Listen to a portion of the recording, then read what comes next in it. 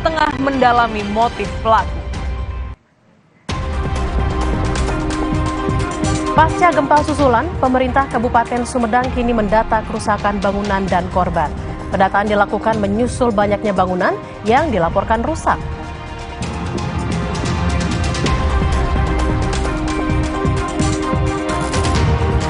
Hari pertama di tahun 2024, Jepang dilanda gempa bermagnitudo 7,6.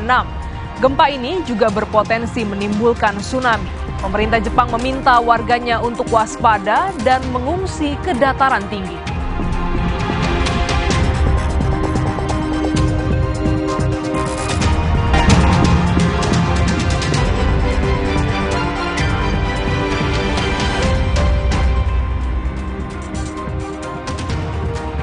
Halo, selamat siang saudara. Selain 5 informasi utama tadi, Kompas Siang hari ini juga menyajikan informasi tentang jalan lintas yang menghubungkan Kabupaten Kerinci dengan Sumatera Barat tertimbun longsor. Akibatnya akses jalan lumpuh lantaran jalan ini satu-satunya akses dari Kerinci ke Sumatera Barat. Ada juga informasi tentang kesiapan jelang pemilu yang tinggal 42 hari lagi. Para capres dan cawapres juga kembali harus menyiapkan diri menghadapi debat ketiga yang akan dilaksanakan 7 Januari mendatang. Tema debat ketiga adalah terkait dengan isu pertahanan, keamanan, hubungan internasional, hingga geopolitik. Bersama saya Glenny Soktania. Dan saya Tili Reabella, kita jelang Kompas yang selengkapnya di Kompas TV, independen, terpercaya.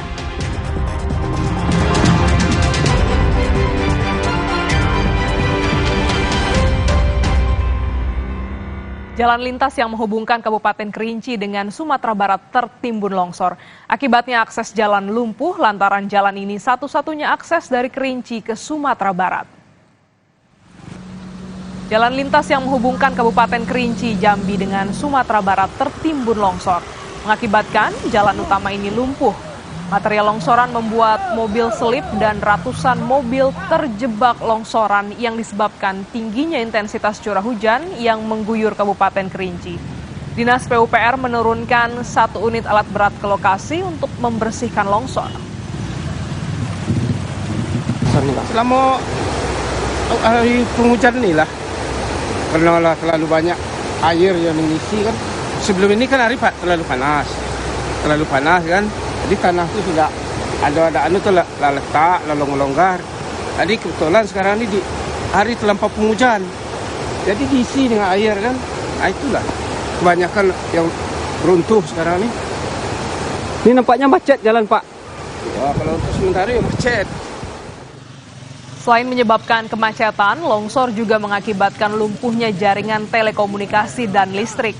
Jaringan komunikasi di 4 kecamatan, yaitu Kecamatan Gunung Kerinci, Kayu Aro Barat, serta Gunung Tujuh, membuat pengguna jalan yang terjebak kesulitan untuk berkomunikasi mengabarkan kondisi mereka pada kerabatnya. Ini banjir, ini longsor, ini banjir.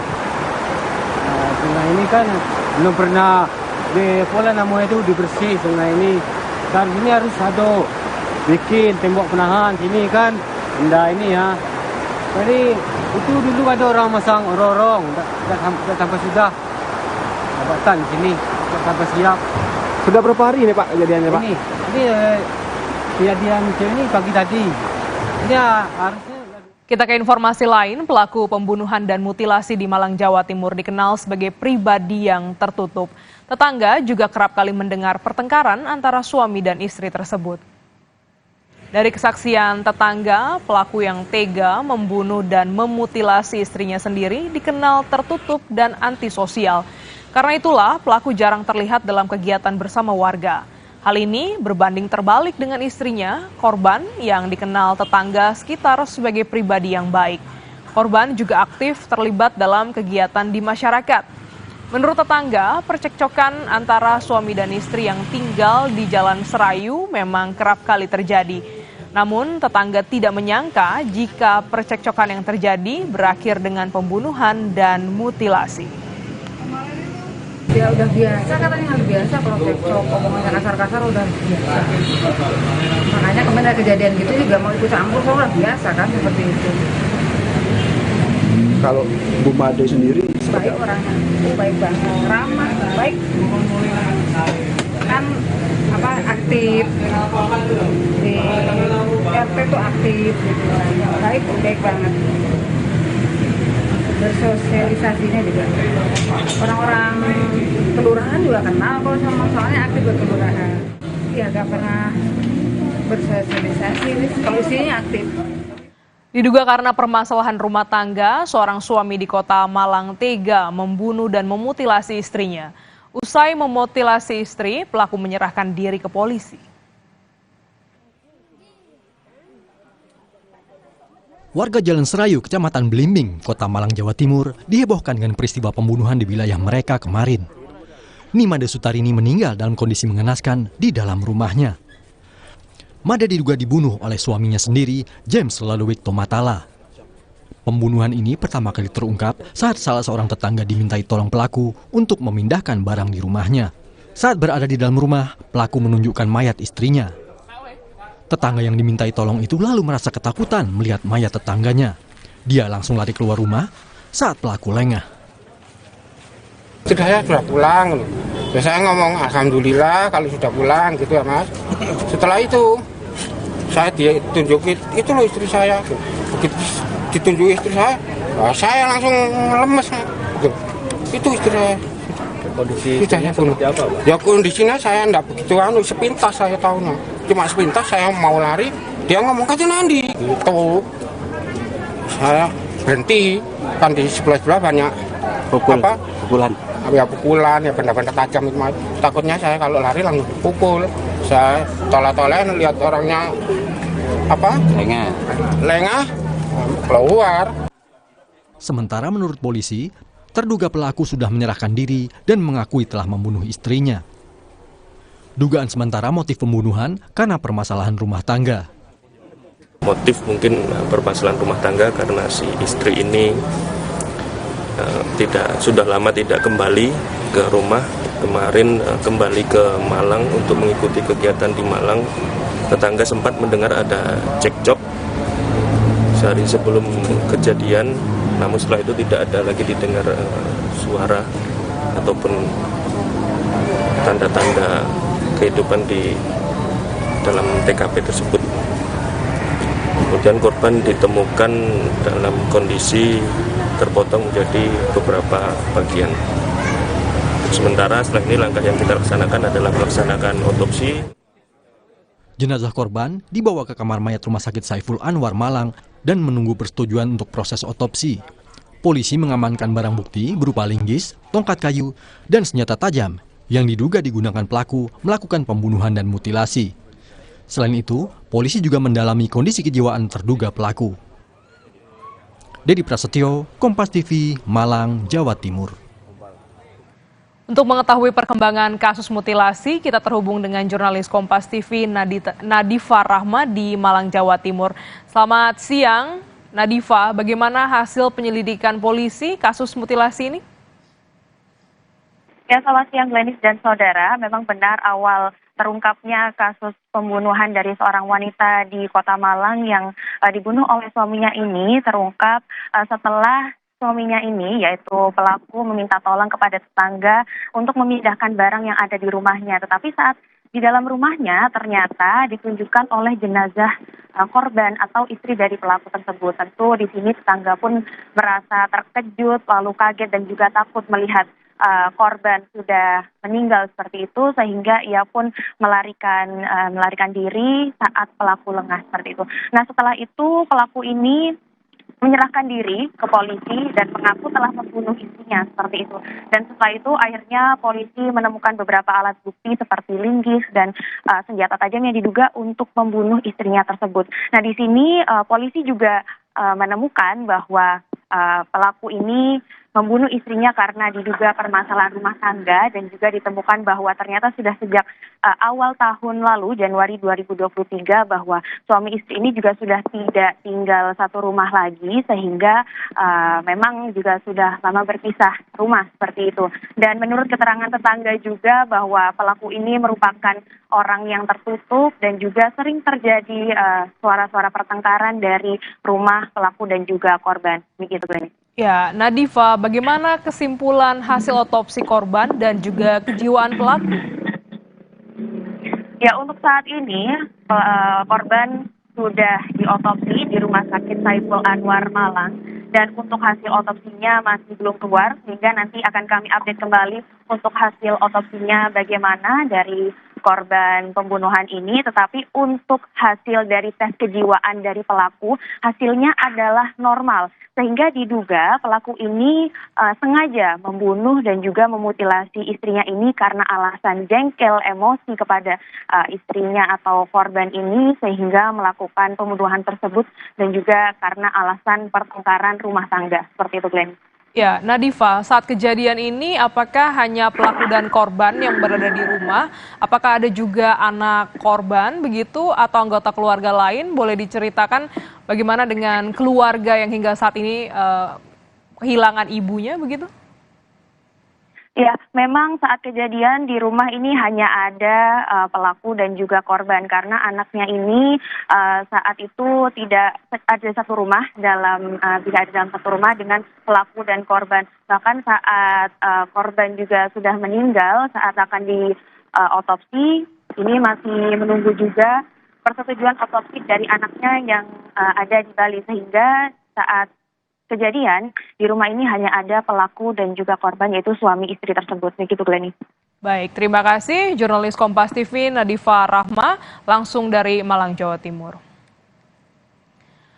Saudara, pasca gempa susulan, pemerintah Kabupaten Sumedang kini mendata kerusakan bangunan dan korban.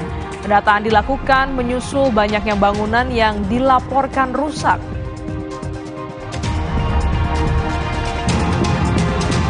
Mulai Senin 1 Januari 2024, pembelian LPG tabung 3 kg akan dibatasi dan hanya dapat dilakukan oleh pengguna LPG tertentu yang telah terdata. Untuk mendapatkan LPG 3 kg, warga harus mendaftar dengan membawa KTP dan kartu keluarga sebagai syarat pendaftaran.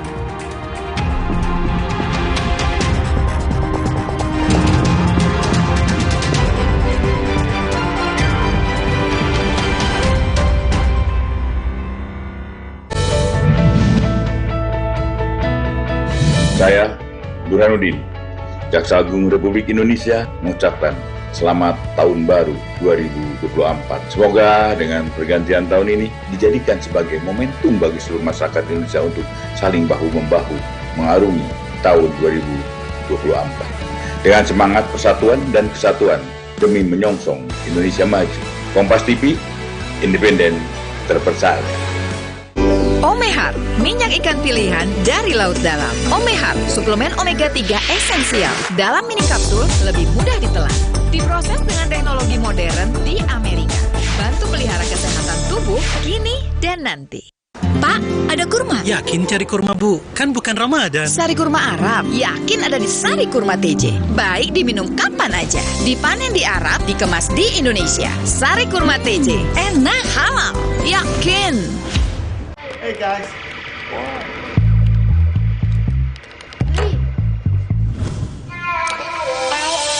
Hey, lihat aku. Putar celup jadi seru. Hey, lihat aku. Nippon Elastex 3-in-1 dengan teknologi Hydroflex, perlindungan lebih maksimal, gampang meresap ke pori-pori tembok, daya sebarnya luas. Pasti beres pakai Nippon Elastex. Terasa gigi ngilu kalau minum dingin, terus kondisi gigi sensitif. Jika dibiarkan lebih lama, ada kemungkinan untuk memburuk. Sensodyne memberikan perlindungan hingga 24 jam. Saya merekomendasikan Sensodyne untuk perawatan gigi ngilu. Wow, kirain po, taunya Fresh Care Smash yang lagi viral. Fresh Care Smash 4-in-1, tren baru. Double inhalernya unik, nonjok segernya. Bisa buat ngerok, sampai pijit. Keren dan stylish. Fresh Care Smash, ekspresikan gayamu. Inovasi baru dari Hotin. Hotin Go. Oles, go. Roll on, go. Pijat, go. Nggak sentuh langsung, nggak bikin tangan panas. Hotin Go. Hotnya in, langsung go. Le Mineral beda banget, lebih smooth, lebih segar. Le Mineral memang berbeda. Setiap tetesnya mengandung mineral esensial seimbang yang penting untuk tubuh dan juga membuat rasa airnya lebih segar. Dan lebih enteng. Le Mineral.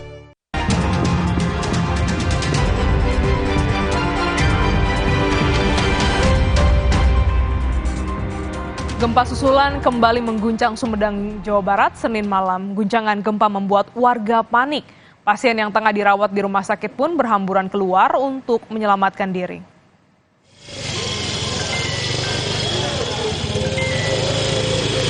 Hanya berselang 1 hari, gempa kembali mengguncang wilayah Sumedang, Jawa Barat. Gempa susulan ini terjadi pada Senin malam dengan kekuatan gempa magnitudo 4,5 dan kedalaman 10 km. Pusat gempa berada di darat 4 km utara Kabupaten Sumedang. Guncangan gempa yang terasa membuat warga panik. Pasien RSUD Sumedang yang baru saja kembali ke ruang rawat inap pasca gempa pertama panik dan berhamburan keluar. Para pasien ini sebelumnya dirawat sementara di tenda darurat karena sejumlah ruangan di rumah sakit rusak akibat gempa Minggu malam. Pasien juga ada yang dievakuasi ke tempat parkir dan selasar rumah sakit. Pasien dan keluarga mengeluhkan kondisi panas dan minimnya fasilitas di tenda darurat. Nggak ada, cuma jadi beli kipas gini. Kipas manual aja? Ya, manual. Untuk harapannya gimana sih? Harapannya supaya cepat pulih kembali. Terus dipindahkan ke sana ya? Ya, insya Allah. Kalau udah aman pasti pindah lagi. Tak hanya menimbulkan kepanikan warga, gempa juga membuat terowongan kembar tol Cisumdawu retak. Meski demikian, arus lalu lintas di ruas tol Cisumdawu tidak terganggu dan tak ada pengalihan ke jalur arteri. Ya, kami sudah laporkan ke PUPR dan sudah dikaji untuk sekarang masih aman dan kami PUPR akan segera mengirimkan tim ke tim tunnel itu. Ada rencana untuk ditutup sementara atau gimana, Pak? Sampai saat ini tidak, karena masih aman dari sisi PUPR. Akibat gempa, kini ratusan warga yang tempat tinggalnya rusak masih mengungsi. Warga belum berani kembali ke rumah mereka karena bangunan belum diperbaiki. Data sementara, 138 rumah rusak ringan dan 100 rumah rusak berat. Tim Liputan, Kompas TV. Udah retak-retak ya? Pasca gempa susulan, pemerintah Kabupaten Sumedang kini mendata kerusakan bangunan dan korban akibat gempa. Pendataan dilakukan oleh pemerintah Kabupaten Sumedang menyusul banyaknya bangunan yang dilaporkan rusak, baik rusak ringan maupun rusak berat. PJ Bupati Kabupaten Sumedang bilang kerusakan terjadi di sejumlah kecamatan.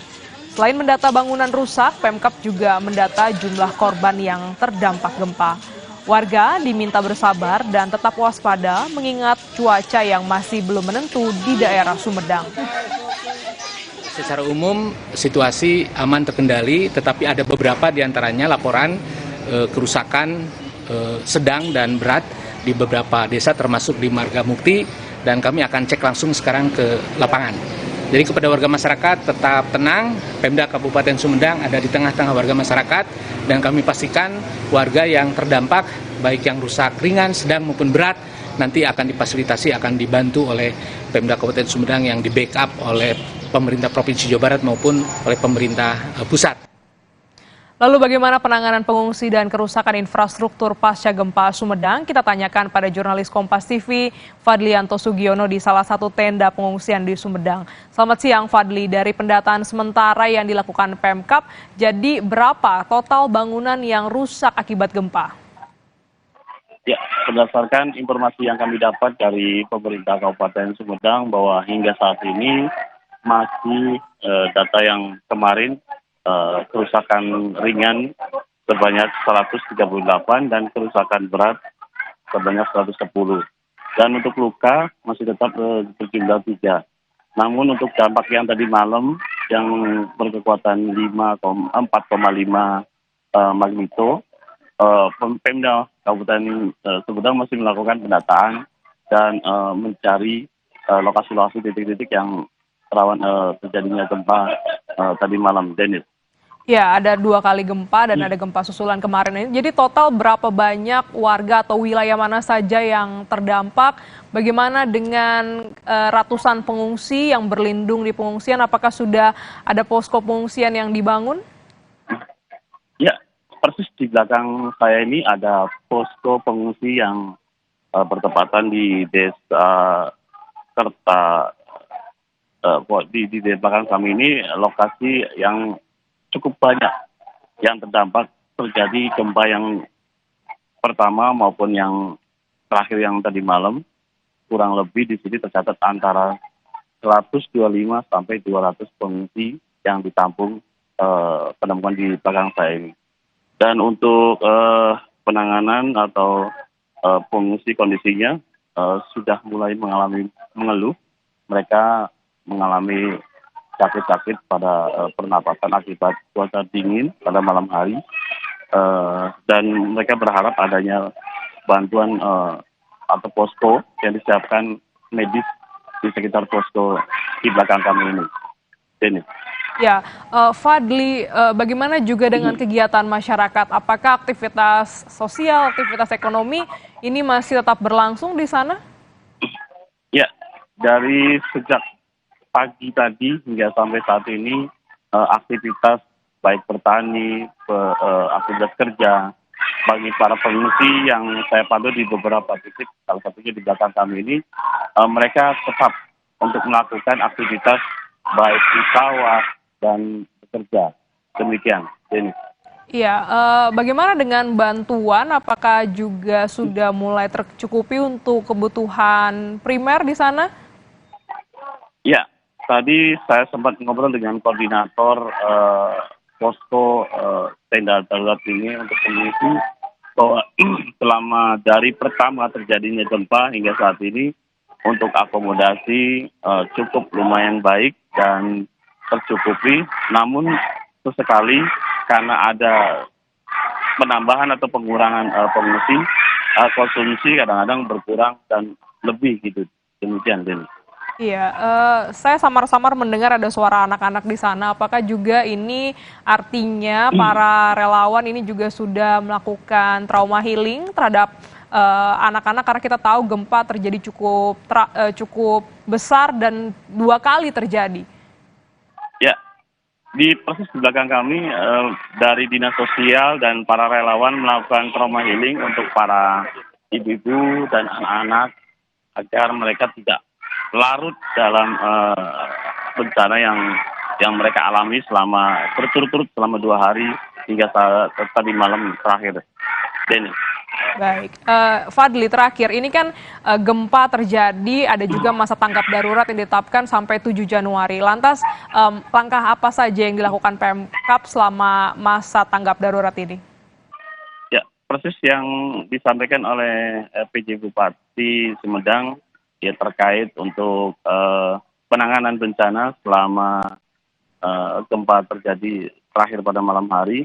Pemda Kabupaten Sumedang mendirikan posko baik utama maupun yang tersebar di sejumlah titik yang menjadi penampungan para pengungsi untuk mempermudah penyaluran akomodasi sejumlah bantuan-bantuan lainnya kepada pengungsi yang salah satunya persis di belakang kami yang selalu mendapatkan bantuan secara rutin baik dari pagi, siang sampai malam hari. Ya, distribusi bantuan terus berdatangan ke sejumlah posko pengungsian dan juga trauma healing dilakukan untuk menghibur para anak-anak khususnya dampak dari gempa yang mengguncang Sumedang. Terima kasih Fadlianto Sugiono atas laporan Anda. Saudara, yang menjadi sorotan lainnya adalah puluhan rumah di Karawang, Jawa Barat, Senin siang terendam banjir setinggi 1 meter imbas dari luapan Sungai Citarum dan Sungai Cibeet. Akibatnya sebanyak 315 orang terdampak dan harus mengungsi ke tempat yang lebih aman. Sejumlah warga korban banjir mulai mengungsi ke tempat yang lebih aman dan sebagian warga bertahan di rumah untuk menjaga harta benda mereka. Menurut aparat desa Karangligar, banjir mulai masuk ke permukiman warga pada Senin pagi dan hingga Senin siang air terus naik mencapai ketinggian 1 meter. Saat ini warga membutuhkan bantuan makanan siap saji.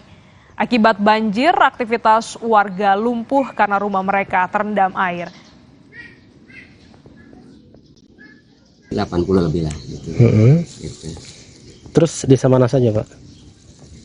Kalau yang saat ini, menurut informasi dari tadi barusan PLN, yang terendam dari desa Mekar Mulia juga gitu. Itu Mujia. Sama Karangligar berarti 2 ya, Pak? Bukan. Sama.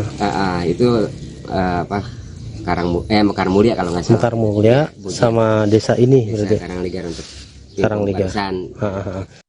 Lebih lengkap informasi terbaru mengenai banjir di Karawang, kita sudah terhubung dengan jurnalis Kompas TV Adi Wahadi di Karawang, Jawa Barat. Selamat siang, Adi. Sampai siang ini apakah air banjir sudah mulai surut?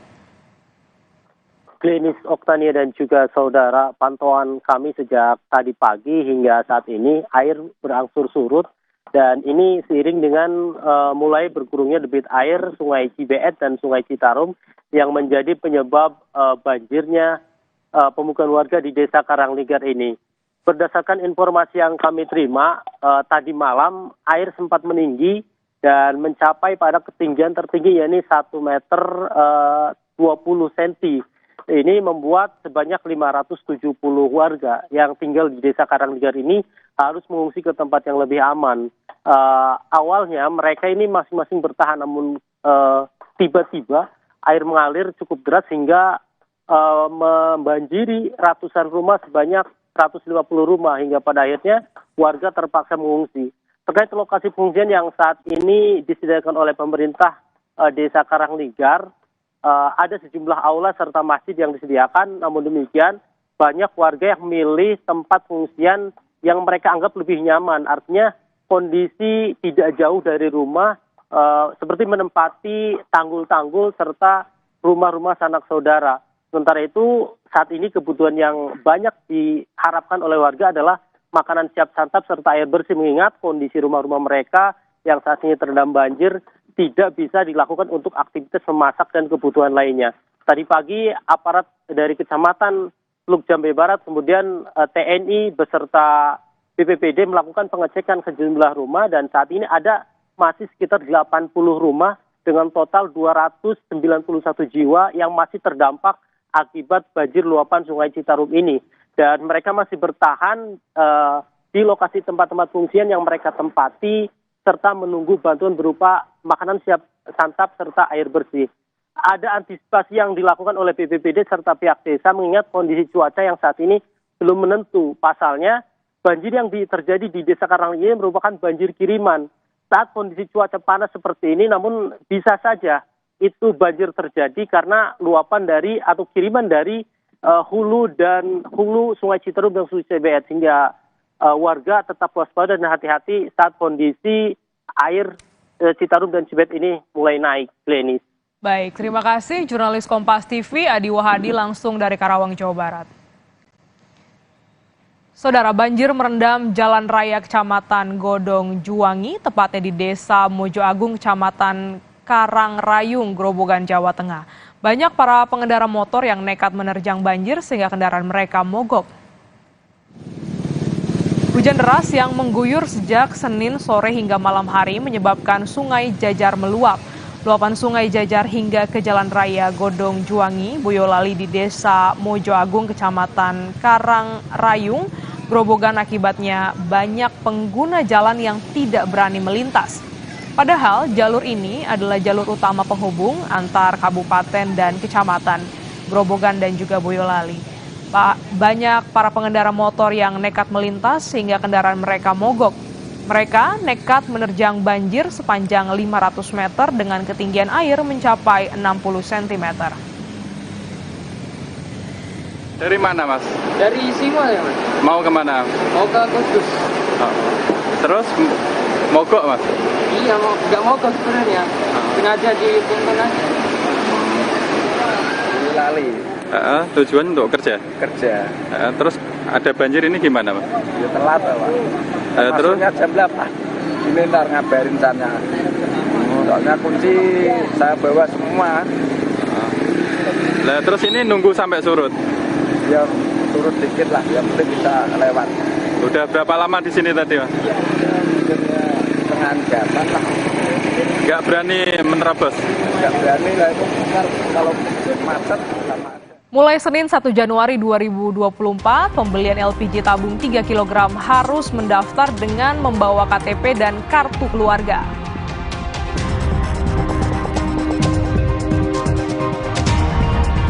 Badan Pengawas Pemilu Jakarta Pusat menjadwalkan pemanggilan calon Wakil Presiden nomor urut 2, Gibran Rakabuming Raka, untuk mengklarifikasi soal kegiatan bagi-bagi susu di acara Car Free Day Jakarta.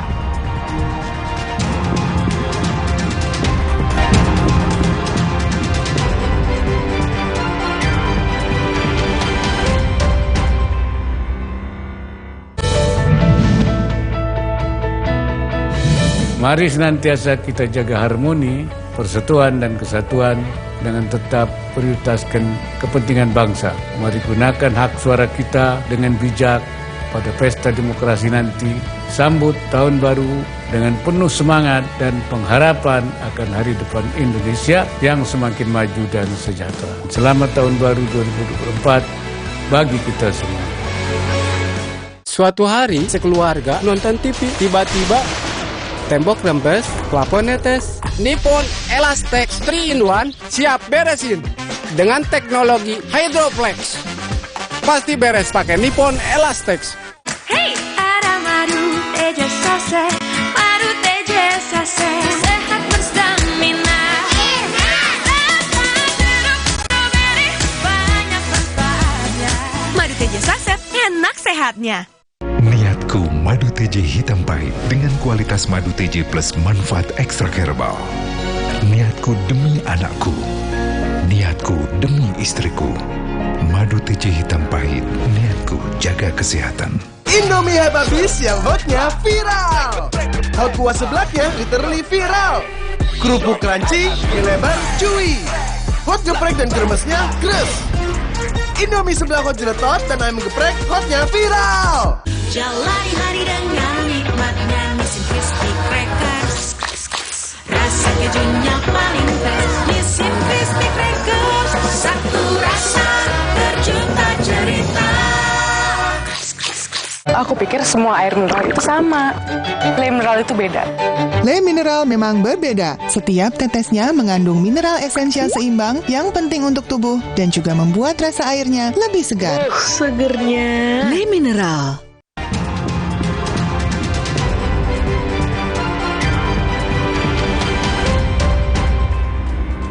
Puluhan ribu surat suara yang dikirim lebih cepat dan sebagian telah tercoblos di Taiwan menjadi polemik dan berbuntut panjang. Bawaslu pun didesak bertindak untuk mengetahui apakah ada dugaan pelanggaran administrasi pemilu dalam kasus ini.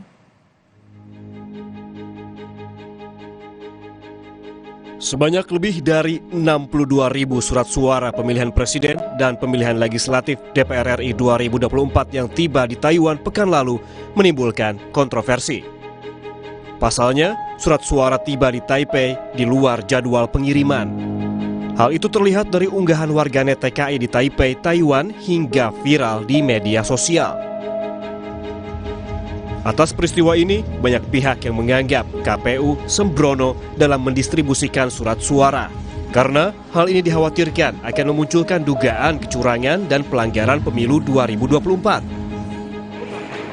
Pihak KPU pun menjelaskan kepada Kompas TV yang kami cuplik dari program Sapa Indonesia Pagi bahwa pihaknya sudah mengirimkan surat suara dari Indonesia ke Taiwan sesuai dengan jadwal. Namun panitia pemilihan luar negeri PPLN Taipei mengirim lebih cepat dengan pertimbangan libur panjang. KPU memastikan surat suara yang dikirim lebih cepat dan telah tercoblos akan dikembalikan dan dianggap sebagai surat suara rusak. Surat suara yang telah dikirim itu sebagai surat suara rusak karena di dalam undang-undang itu ada dua kategori surat suara yang bisa diganti. Yang pertama surat suara itu rusak, yang kedua surat suara salah coblos. Nah, berkenaan dengan 62.552 surat suara baik untuk jenis untuk jenis pemilu legislatif DPR RI, Dapil Jakarta II ataupun Pilpres dengan total 62.552 suara yang telah terkirim kepada pemilih di Taiwan, kami KPU akan menggantinya dan kami akan memberikan kode khusus. Badan Pengawas Pemilu Bawaslu menegaskan saat ini tengah mendalami dugaan pelanggaran pemilu. Penanganan kasus ini tengah ditangani oleh Panitia Pengawas Pemilu Luar Negeri. Ketua Bawaslu periode 2017-2022, Aban, juga mendesak Bawaslu untuk segera bertindak karena ada dugaan kuat pelanggaran administrasi pemilu. Bawaslu harus bertindak bahwa ini ada dugaan kuat pelanggaran administrasi pemilu. Soal tata cara, prosedur, mekanisme, tahapan yang tidak sesuai. Maka menurut saya Bawaslu segera aja menyidangkan lewat mekanisme adjudikasi ya, KPU-nya sebagai pihak terlapor atau terundang, kemudian PPLN juga sama, kemudian barangkali tadi Mas Idam mengatakan ini ada semacam pembiaran dari tanda kutip pembiaran dari pengawas luar negeri dan sebagainya, biar dituntas di situ di proses adjudikasi itu. Jadi siapa yang salah? Karena ini menurut saya jangan nanti ini menjadi presiden buruk dan ada nanti menjadi potensi pelanggaran-pelanggaran yang lain di dalam pemungutan di luar negeri ini. Semakin mendekati proses pencoblosan pada 14 Februari mendatang, Presiden Joko Widodo berpesan kepada jajaran Komisi Pemilihan Umum untuk melaksanakan pemilu serentak 2024 secara jujur dan adil. Menurutnya, bila ada kesalahan sedikit akan berdampak pada persepsi politik di mata publik. Semuanya kan mekanismenya kan ada semuanya. Sudah ada saksi di setiap TPS. Saksi dari kandidat presiden dan wakil presiden ada. Saksi dari partai-partai ada.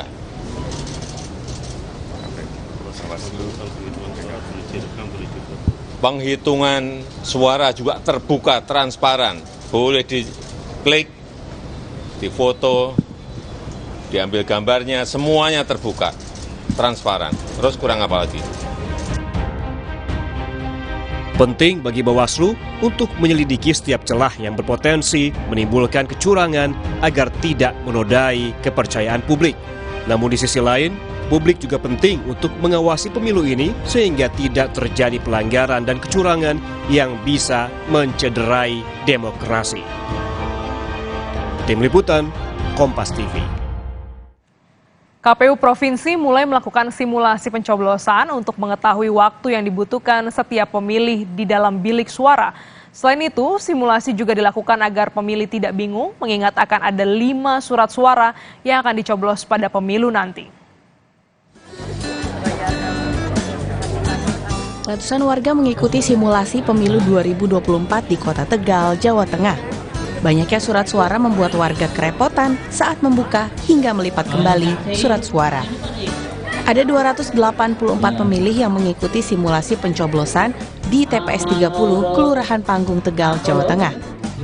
Rata-rata pemilih membutuhkan waktu 1 menit untuk mencoblos 1 surat suara. Ada 5 surat suara yang akan mereka coblos pada pemilu nanti, yaitu surat suara calon presiden, anggota DPD, anggota DPR RI, DPRD Provinsi, dan Kabupaten Kota.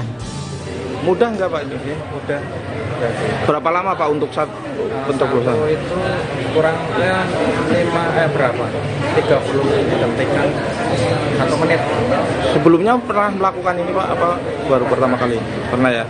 Setelah ini kita akan evaluasi apa-apa yang terkesan molor, terkesan waktunya tidak efektif, terkesan bisa dipercepat lagi, sehingga nanti pada waktunya kita akan melaksanakan pemungutan suara di hari H tanggal 14 Februari berjalan dengan efektif, efisien, aman, dan sesuai dengan keinginan kita sukses semua.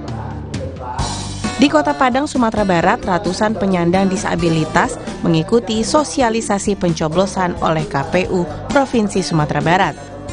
Usai diberikan teori, perwakilan penyandang disabilitas melakukan simulasi pencoblosan di beberapa bilik suara yang disediakan. Ada sekitar 31.000 penyandang disabilitas yang memiliki hak suara di wilayah Sumatera Barat. Mereka diperlihatkan contoh surat suara serta tata cara pencoblosan yang benar. Pemilih difabel diberikan kesempatan untuk menentukan pendamping saat melakukan pencoblosan nanti. Namun, KPU menegaskan pendamping tidak boleh membeberkan pilihan pemilih kepada orang lain karena hal itu masuk dalam ranah pidana pemilu. Ya, tujuannya pertama tentu tujuan utamanya kita bersosialisasi. Yang kedua, kita bersosialisasi kepada kelompok penyandang disabilitas karena mereka juga punya hak yang sama sebagaimana hak untuk pemilih yang lainnya untuk mengetahui tahapan penyelenggaraan pemilu tahun 2024. Di Banten ada ribuan surat suara yang ditemukan dalam kondisi rusak. Kerusakan tersebut terjadi mulai dari sobek di beberapa bagian sudut suara hingga warna cetakan yang tidak layak. Ada 3.593 surat suara yang ditemukan dalam kondisi rusak saat penyortiran. Surat suara yang rusak merupakan surat suara milik Dapil Banten 2 dan Dapil Banten 3. Bukan kaitan dengan yang rusak, itu kayak misalkan yang di Kamserang untuk Banten 2 itu kan ditemukan 1.223, untuk Banten 3-nya 2.370, itu yang masuk kategori rusak ya, dan itu sudah dilakukan proses untuk disampaikan kepada penyedia agar dilakukan pergantian. Kalau jenis kerusakannya seperti apa aja, Bang? Ya, seperti warna penanda. Surat suara yang mengalami kerusakan akan segera dikembalikan kepada pihak penyedia untuk dilakukan penggantian dengan surat suara yang baru. Jumlah surat suara yang akan diganti dipastikan sesuai dengan jumlah yang dicantumkan di dalam berita acara tanpa ada penambahan maupun pengurangan sesuai dengan jumlah daftar pemilih tetap. Tim Liputan, Kompas TV. Pekan pertama di awal tahun 2024, publik akan langsung menyaksikan adu gagasan calon presiden dalam debat Capres Minggu esok. Debat akan mengangkat tema pertahanan, keamanan, hubungan internasional, dan geopolitik.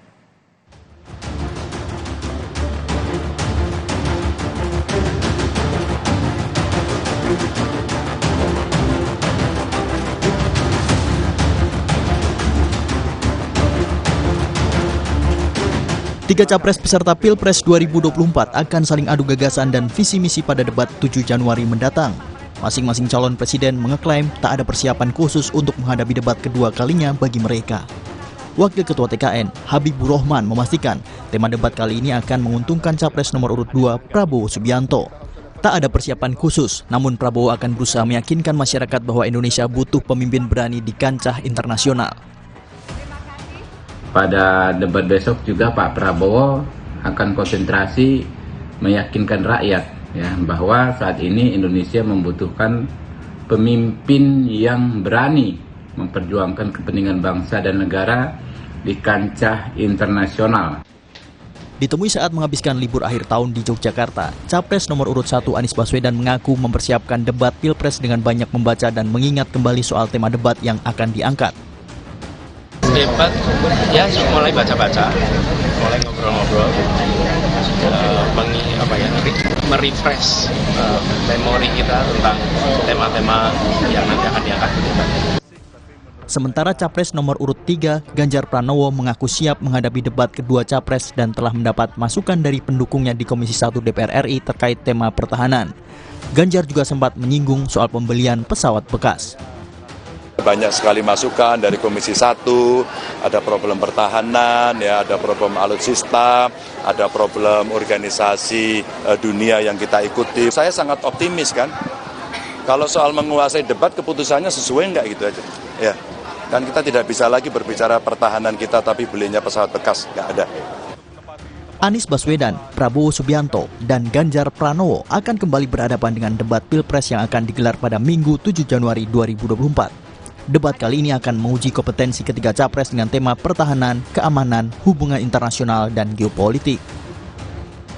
Tim Liputan, Kompas TV.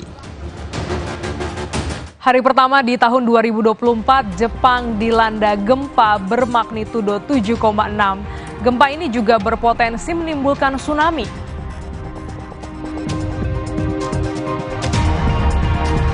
Mulai Senin 1 Januari 2024, pembelian LPG tabung 3 kg harus mendaftar dengan membawa KTP dan kartu keluarga.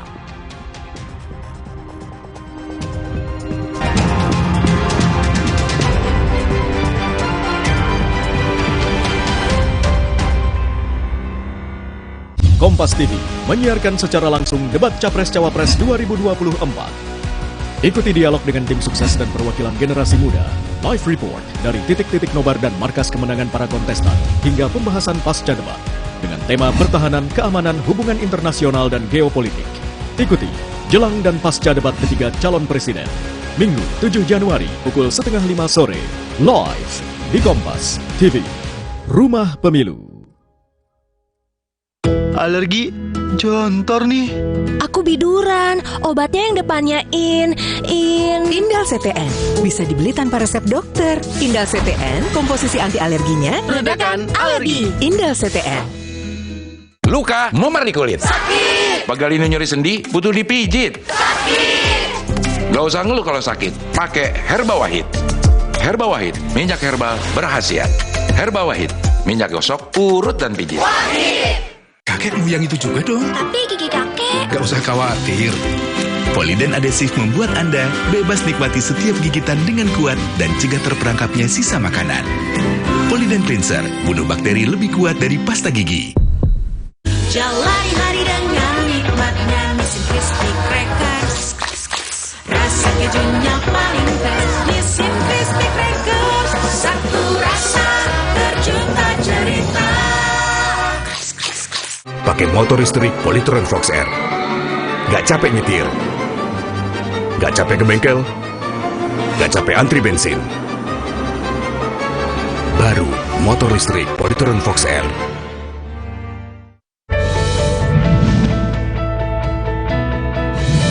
Assalamualaikum warahmatullahi wabarakatuh. Saya Rahman Bagja, Ketua Bawaslu Republik Indonesia, mengucapkan selamat tahun baru 2024 kepada seluruh pemirsa Kompas TV. Semoga pemilu kita kali ini berlangsung umum, bebas, rahasia, jujur dan adil. Wassalamualaikum warahmatullahi wabarakatuh.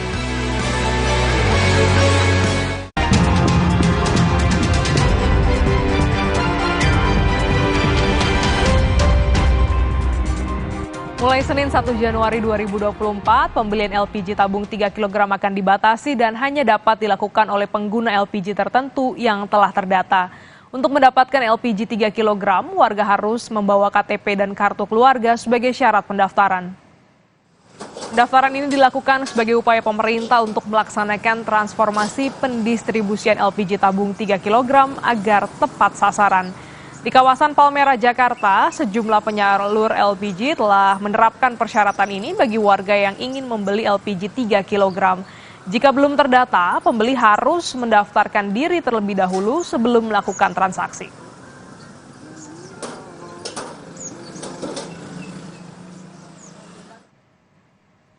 Untuk bisa mendapatkan LPG 3 kg, calon pembeli harus mendatangi sub penyaluran atau pangkalan resmi LPG dengan membawa KTP dan kartu keluarga. Calon pembeli hanya boleh mendaftarkan satu nomor induk kependudukan yang tercatat dalam kartu keluarga untuk didaftarkan dalam database. Ingat, pendaftaran hanya bisa dilakukan satu kali di satu pangkalan. Untuk memastikan apakah Anda sudah terdata, Anda dapat mengecek melalui link subsidi tepat.mypertamina.id/lpg/ceknik. Jika sudah terdaftar, pembelian dapat dilakukan seperti biasa dan untuk selanjutnya, pembeli tinggal menunjukkan KTP. Subsidi ini diperuntukkan bagi rumah tangga sasaran, usaha mikro, nelayan, dan petani yang menjadi sasaran subsidi. Lebih lengkap soal syarat baru pembelian tabung LPG 3 kg, kita tanyakan pada jurnalis Kompas TV Taufik Riyadi yang ada di salah satu penyalur tabung LPG di Palmerah, Jakarta Barat. Taufik, Anda saat ini ada di sekitaran agen penyalur tabung gas LPG, lalu bagaimana penerapan peraturan ini di lapangan? Apakah para penjual sudah menerapkan persyaratan untuk KTP dan KK untuk pembelian gas LPG? Ya. Klinis dan juga saudara, memang kami sudah melihat dan memantau di beberapa titik di kawasan Palmerah, Jakarta Barat. Dan memang saat ini penjual sudah menerapkan untuk membeli gas LPG ini diharuskan menunjukkan KTP ataupun kartu tanda penduduknya. Dikarenakan memang pertanggal 1 Januari 2024 berdasarkan arahan dari Kementerian SDM bahwa jika ingin mendapatkan gas tabung 3 kg atau tabung LPG bersubsidi ini kita diharuskan mendaftar terlebih dahulu, dan jika sudah mendaftar nantinya jika kita ingin membeli hanya cukup menunjukkan KTP-nya saja ke pangkalan ataupun ke agen atau penyalur terdekat. Dan untuk lebih lengkapnya, saudara, saat ini saya sudah bersama dengan salah satu agen atau penyalur yang berada di Palmerah, Jakarta Barat. Di sini saya akan menyapa salah satu penjual. Selamat siang, Bapak. Siang. Bapak boleh diperkenalkan namanya siapa, Pak? Jaya.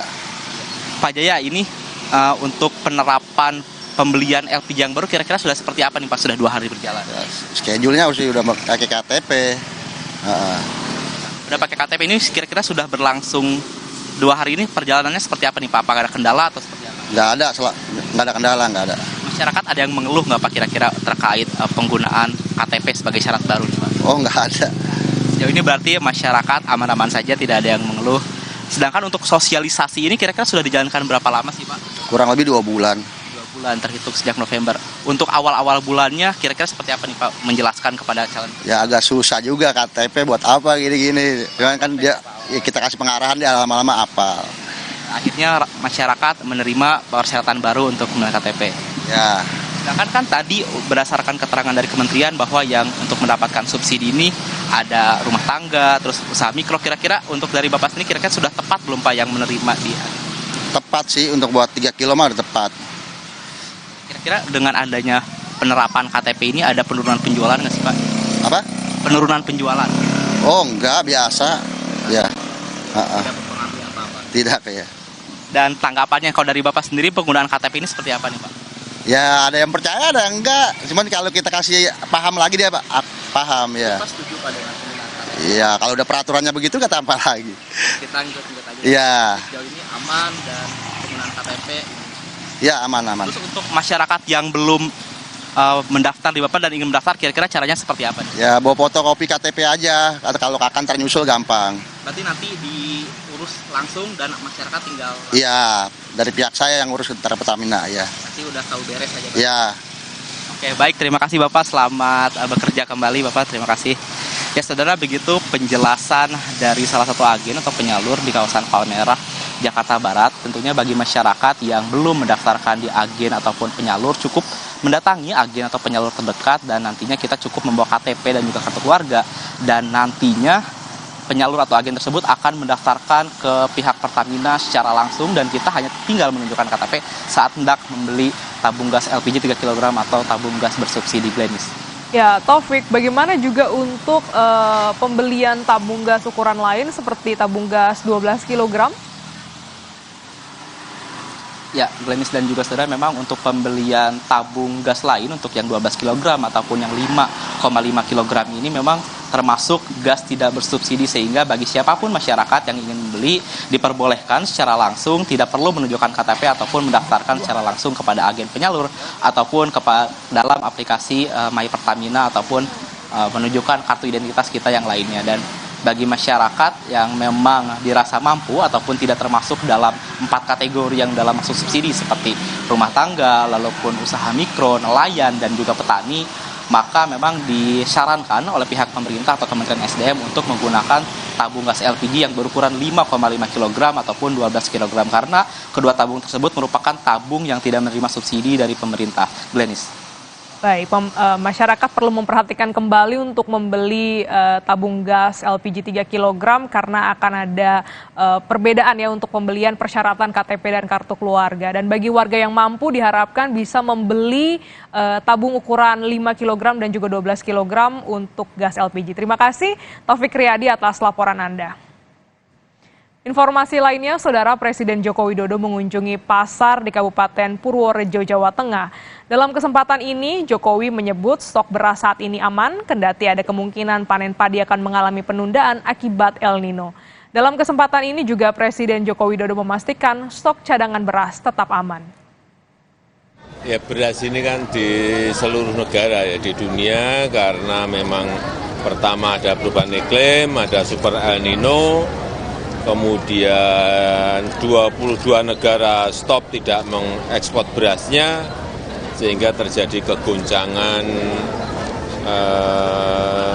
harga beras, harga pangan di dunia. Semua negara mengalami. Tapi negara kita kenaikannya tidak sedrastis negara-negara lain. Kita bisa mengendalikan karena stok bulog saat ini juga sangat baik.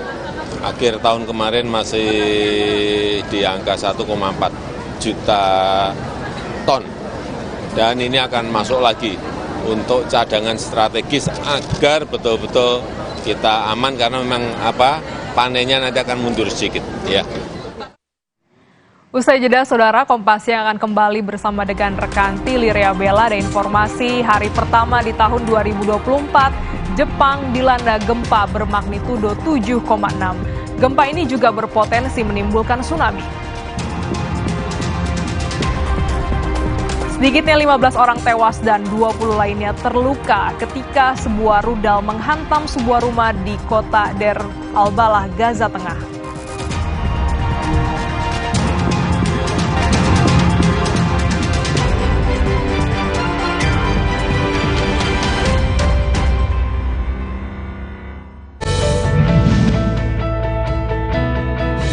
Mari senantiasa kita jaga harmoni, persatuan dan kesatuan dengan tetap prioritaskan kepentingan bangsa.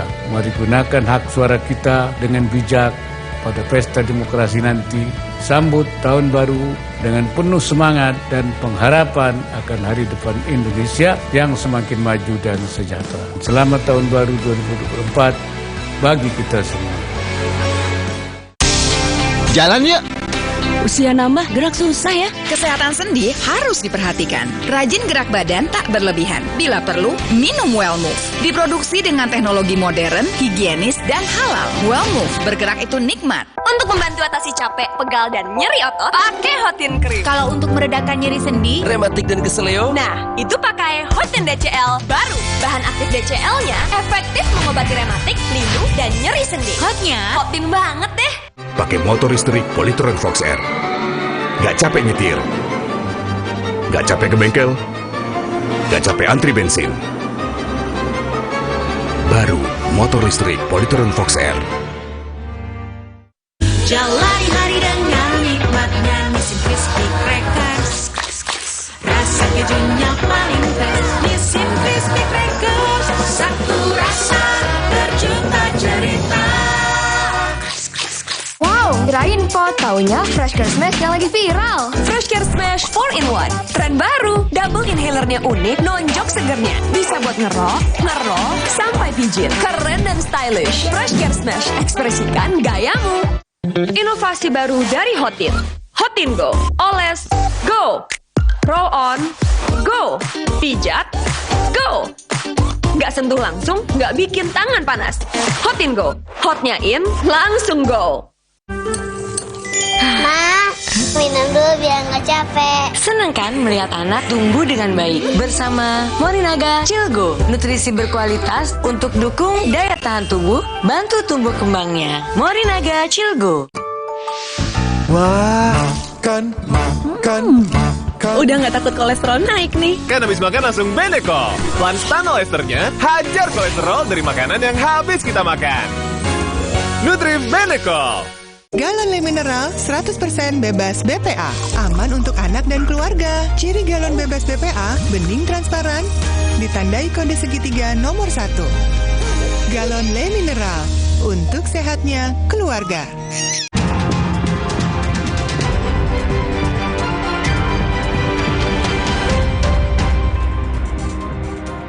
Tili Reabella masih menemani Anda di Kompas Siang. Saudara, rekaman dibagikan di media sosial yang menunjukkan rambu-rambu jalan dan pintu restoran bergetar di Jepang selama serangkaian gempa bumi besar. Video gempa yang terjadi kemarin viral di media sosial. Video seorang warga yang merekam gempa berkekuatan magnitudo 7,6 yang terjadi pada 1 Januari 2024 beredar di media sosial. Gempa bumi membuat rambu-rambu jalan dan pintu restoran bergetar. Akibat gempa, setidaknya 6 orang tewas. Gempa memicu kebakaran dan meruntuhkan bangunan di pantai barat pulau utama Jepang, Honshu. Jepang telah menurunkan peringatan tsunami pada tingkat tertinggi, namun memperingatkan penduduk di wilayah pesisir untuk tidak kembali ke rumah mereka karena gelombang mematikan masih bisa datang.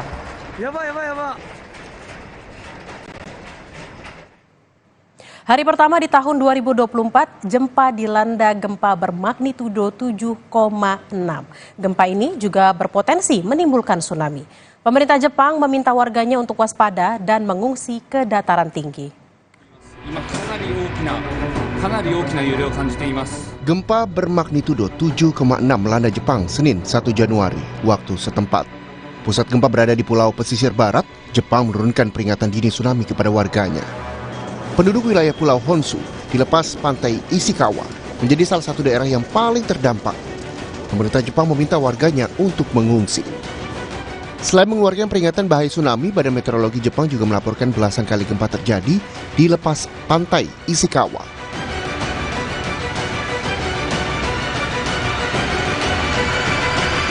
Setidaknya 6 rumah rusak dan banyak orang terjebak dalam reruntuhan di Yoshimaya, Hayashi. 32.000 rumah juga mengalami listrik padam di kota Wajima. Seorang warga Tokyo yang sedang mengunjungi kuil saat tahun baru di kota Toyama menyebut guncangan gempa dimulai dengan sangat lambat. Namun lama-kelamaan, guncangan makin kuat dan aktivitas di kuil Goku Toyama berhenti. Seluruh pengunjung termasuk pengurus kuil mencari tempat yang aman dari gempa. And at first, people just were stunned, and they kept trying to go to the shrine. You know, everybody was standing in line pretty much. It's Japan, but what happened is that all of a sudden it had another shake, and then people just started. You know, they were asking around what to do, and then finally one of the priests came out and said, "Run!" You know, and basically everybody just started running. Perdana Menteri Jepang Fumio Kishida dalam keterangan persnya menyatakan pemerintah Jepang akan berusaha menangani permasalahan dampak gempa di pesisir barat Jepang dengan membentuk kantor tanggap darurat. Pemerintah juga akan memberi informasi akurat kepada masyarakat dan merespon bencana dengan mengutamakan nyawa manusia.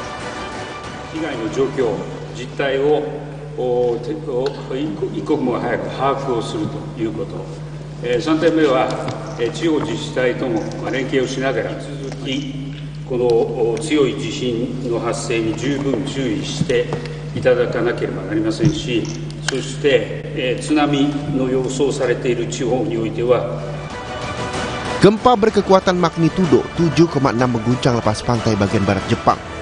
Kuatnya gempa memicu peringatan tsunami. Sejumlah video amatir memperlihatkan kuatnya guncangan gempa. 6 orang dilaporkan tewas akibat gempa. Pemerintah Jepang mengeluarkan peringatan terjadinya tsunami besar untuk wilayah sekitar Ishikawa dan peringatan tsunami tingkat rendah untuk seluruh wilayah pantai barat Pulau Honshu.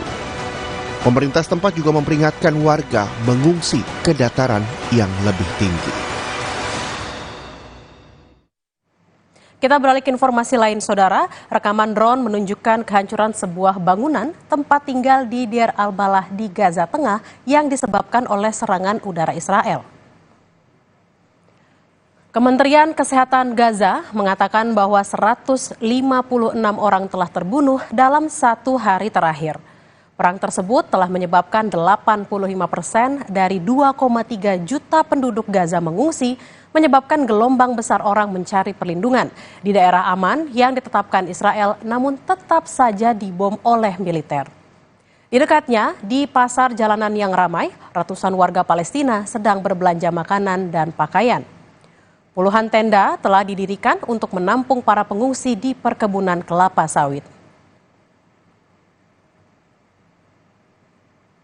Sedikitnya 15 orang tewas dan 20 lainnya terluka ketika sebuah rudal menghantam sebuah rumah di kota Deir al-Balah, Gaza Tengah.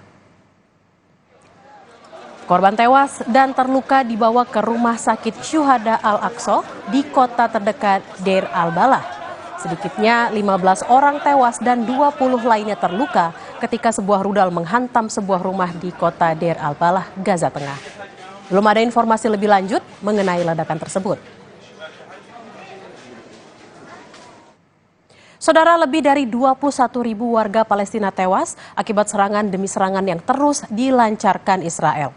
Kementerian Kesehatan Palestina mengatakan dalam 24 jam terakhir 165 orang tewas dan 250 lainnya luka-luka di Gaza.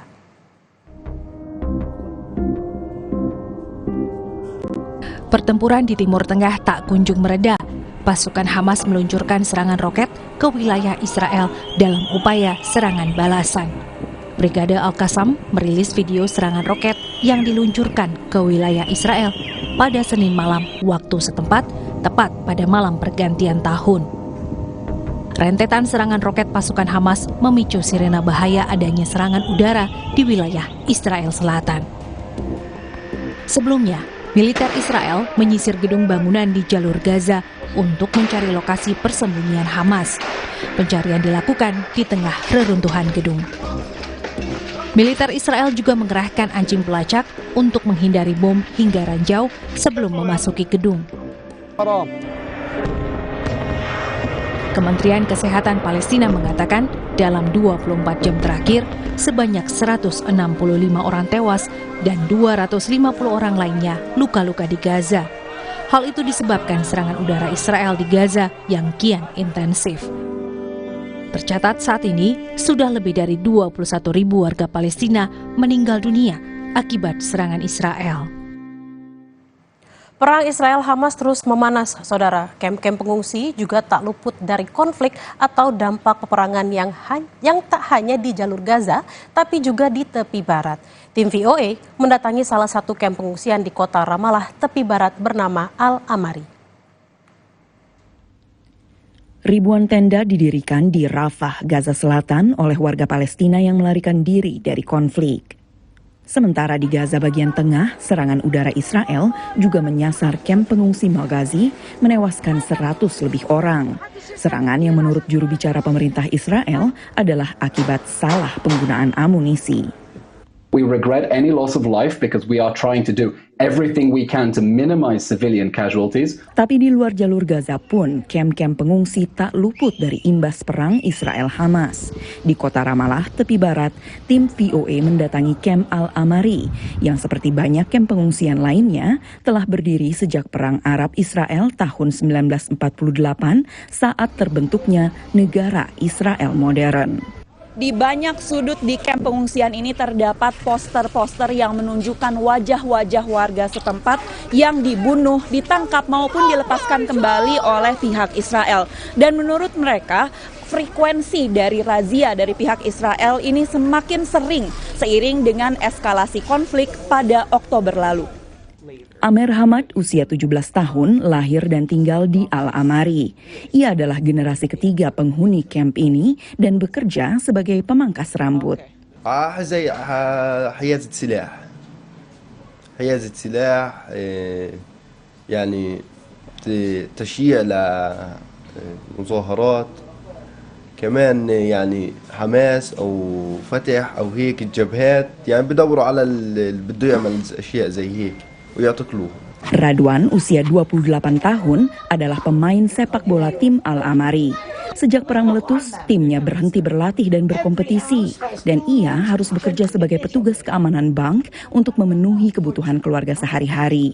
تختار مثلا كرة قدم بدك يا بتختار الدراسة يا الكرة قدم تختار الكرة قدم بعد ما تختار الكرة قدم بتلاقي فيش لها مستقبل لأنه ليش في عندك احتلال في عندك يا بتتصاب الرصاص بتخوش اللي على جرين.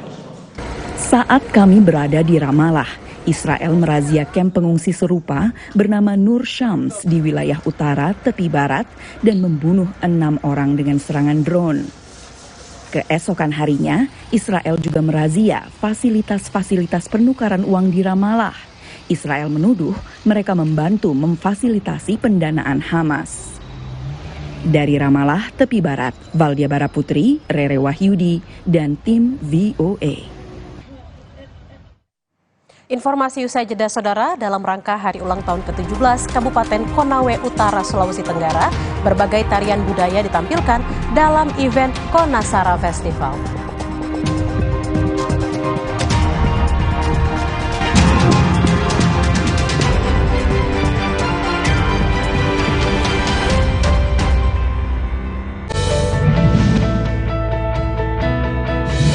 Saya Sandiaga Salahuddin Uno, Menteri Pariwisata dan Ekonomi Kreatif Republik Indonesia, mengucapkan selamat menyambut Tahun Baru 2024. Semoga kita senantiasa dilimpahkan damai sejahtera dalam persaudaraan yang penuh cinta kasih. serta semangat kebinekaan untuk bahu-membahu membangun bangsa dan negara Indonesia menjadi semakin baik. Tuhan memberkati. Bentar ya. Buat aku ya, kalau aku menang PS5 dari Biskuat, aku bolehin main deh. Caranya? Gampang. Beli, scan, kirim fotonya. Menangin hadiah total miliaran. Ikutan yuk. Terasa gigi ngilu kalau minum dingin, terus kondisi gigi sensitif. Jika dibiarkan lebih lama, ada kemungkinan untuk memburuk. Sensodyne memberikan perlindungan hingga 24 jam. Saya merekomendasikan Sensodyne untuk perawatan gigi ngilu. Selamat datang, silakan. Hah? Emangnya ada waktu buat sakit kepala? Panadol Extra, cepat redakan sakit kepala dan nyeri yang mengganggu. Panadol Extra, cepat redakan sakit kepala, dapat diminum sebelum makan. Le Mineral beda banget, lebih smooth, lebih segar. Le Mineral memang berbeda. Setiap tetesnya mengandung mineral esensial seimbang yang penting untuk tubuh dan juga membuat rasa airnya lebih segar. Badan lebih enteng. Le Mineral. Baru, Mama Lem Green Tea Habatus Sauda. Berkah alam yang membersihkan. Efektif hilangkan bakteri dan kuman. Bersihkan sisa pestisida di buah sayur. Buah sayur piring bersih higienis. Mama Lem Green Tea Habatus Sauda. Bersihnya bawa berkah. Lion.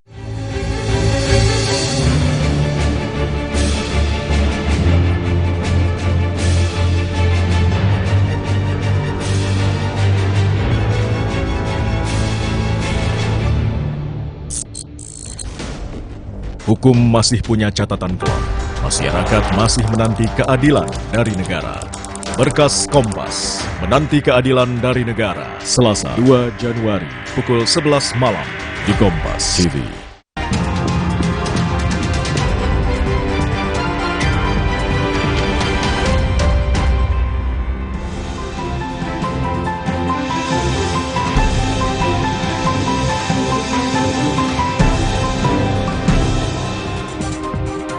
Kini saatnya kita simak sejumlah berita menarik dari Biro Kompas TV di tanah air dalam segmen Cerita Nusantara. Sudah bersiap dua rekan jurnalis Kompas TV, Nanda Aprilia di Konawe Utara, Sulawesi Tenggara, dan Via Mediana di Jember, Jawa Timur. Terlebih dahulu kita menuju Konawe, Sulawesi Tenggara. Nanda, ada cerita apa dari sana? Selamat siang, Bella dan juga saudara. Kalau cerita Nusantara kali ini dari Provinsi Sulawesi Tenggara, kita punya dua berita khusus dari Kabupaten Konawe Utara yang saat ini tengah merayakan hari ulang tahunnya yang ke-17 tahun. Ada dua berita yang sudah kami siapkan. Untuk berita pertama, yakni terkait dalam rangka hari ulang tahun Konawe Utara yang ke-17 tahun, berbagai tarian budaya ini disajikan dalam satu event, yakni Konasara Festival. Salah satu tarian yang disiapkan atau ditampilkan adalah tarian Modinggu, yang dimana tarian ini menginterpretasikan rasa syukur dari para petani atas hasil panennya yang subur. Dan berikut informasinya untuk Anda.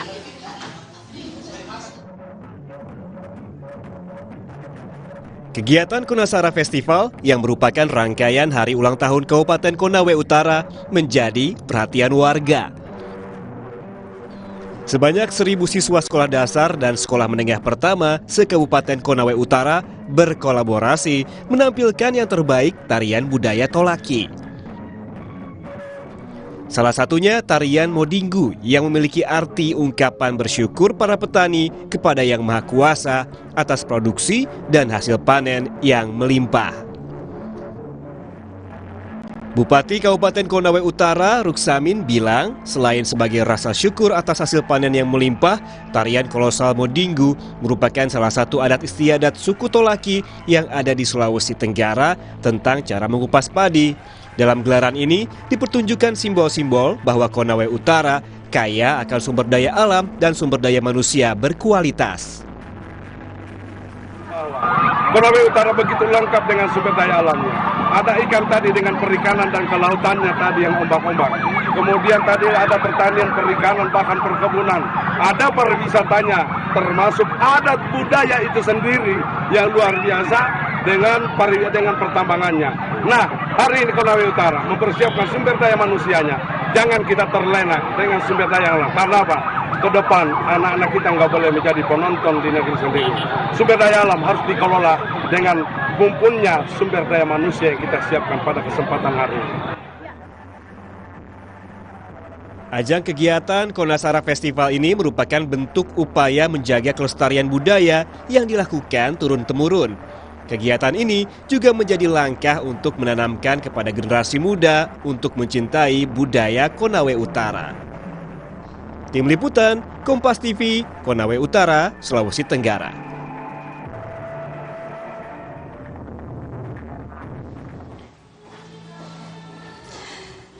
Dan Bella, masuk dalam berita kedua, masih dari Kabupaten Konawe Utara, yakni peringatan HUT ke-17 Kabupaten Konawe Utara. Baru saja DPRD Kabupaten Konawe Utara menggelar sidang paripurna untuk menyambut HUT ke-17 Kabupaten Konawe Utara. Tadi pagi, tepatnya di tanggal 2 Januari 2024, juga digelar upacara bendera yang dilakukan di lapangan kantor Bupati yang berada di Kabupaten Konawe Utara. Dan untuk kedua agenda tersebut, baik upacara dan juga sidang paripurna ini adalah sebagai peringatan untuk hari jadi Kabupaten Konawe Utara yang dimana tahun ini jatuh di 17 tahun. Dan berikut informasi selengkapnya untuk Anda. Awal tahun menjadi momen yang spesial dirasakan khususnya untuk warga Kabupaten Konawe Utara. Kenapa bisa? Selain perayaan tahun, pergantian tahun, warga Kabupaten Konawe Utara juga merayakan hari ulang tahun atau HUT-nya yang dimana tahun ini berusia 17 tahun. Dan kalau misalkan dilihat dari usia memang masih terbilang muda, namun untuk perayaannya sendiri ini tidak bisa terelakkan bahwa dirayakan selama 4 hari berturut-turut dimulai dari tanggal 30 Desember 2023 kemarin sampai dengan puncaknya di tanggal 2 Januari 2024. Dan kemarin juga dalam rangkaiannya ada beberapa hal dan diberikan seperti halnya door prize untuk para warga Kabupaten Konawe Utara yang beruntung, kemudian juga ada festival Konasara dan juga ada hiburan yang menghadirkan artis ibu kota seperti Tip X, Jamrut, dan juga Gia Ayobi.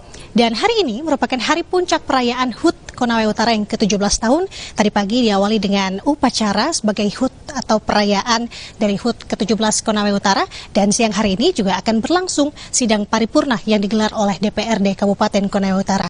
Untuk lebih lanjut terkait dengan agenda kedua, sidang paripurna untuk perayaan HUT ke-17 Kabupaten Konawe Utara, sudah bersama dengan saya. Sekarang di samping saya ada Sekretaris Dewan DPRD Kabupaten Konawe Utara, Bapak Soeharto Kasim Panto. Selamat siang, Bapak. Ya, selamat siang. Oke, Bapak, mungkin bisa dijelaskan ini terkait dengan sidang paripurna hari ini, konsepnya seperti apa dan juga dipimpin dengan siapa dan apa pembedanya dengan tahun-tahun sebelumnya? Ya. Jadi, makasih. Kalau kita berbicara masalah paripurna itu adalah rapat anggota yang dipimpin langsung oleh pimpinan DPR yang merupakan forum tertinggi daripada pengambilan keputusan atau tugas-tugas daripada DPR itu sendiri. Kemudian tentu kalau kita berbicara siapa yang hadir di dalamnya, ya tentu sudah jelas Bupati dan Wakil Bupati, terus Prokopinda, tokoh-tokoh masyarakat, baik itu masyarakat dari partai politik, dari apalagi organisasi-organisasi keagamaan, itu semua hadir pasti. Ya. Lalu pesan apa sih Pak yang ingin disampaikan dalam sidang paripurna HUT ke-17 Konawe Utara ini? Ya, tentu kalau pesan yang diharapkan di dalam sidang paripurna untuk hari ulang tahun Konawe Utara untuk sekarang itu tidak lain adalah bagaimana kita bersinergis, artinya bekerja sama antara legislatif dan eksekutif untuk mencapai tujuan yang kita harapkan, karena kita sudah punya satu tujuan yang bagaimana masyarakat Konawe Utara itu bisa mencapai apa yang menjadi visi misi daripada Bupati Konawe Utara. Oke Pak, kalau kita bisa merekap sedikit di tahun 2023 perjalanan Konawe Utara sampai dengan saat ini, apa saja yang berkesan dan sudah digapai, apa saja sih Pak? Ya, cukup banyak ya yang dilakukan atau yang dilaksanakan oleh Pak Bupati yang sampai hari ini dibuktikan dengan penghargaan-penghargaan baik itu di tingkat provinsi, tingkat nasional. Kita mendapat penghargaan baik itu di bidang pemerintahan, pendidikan, semuanya.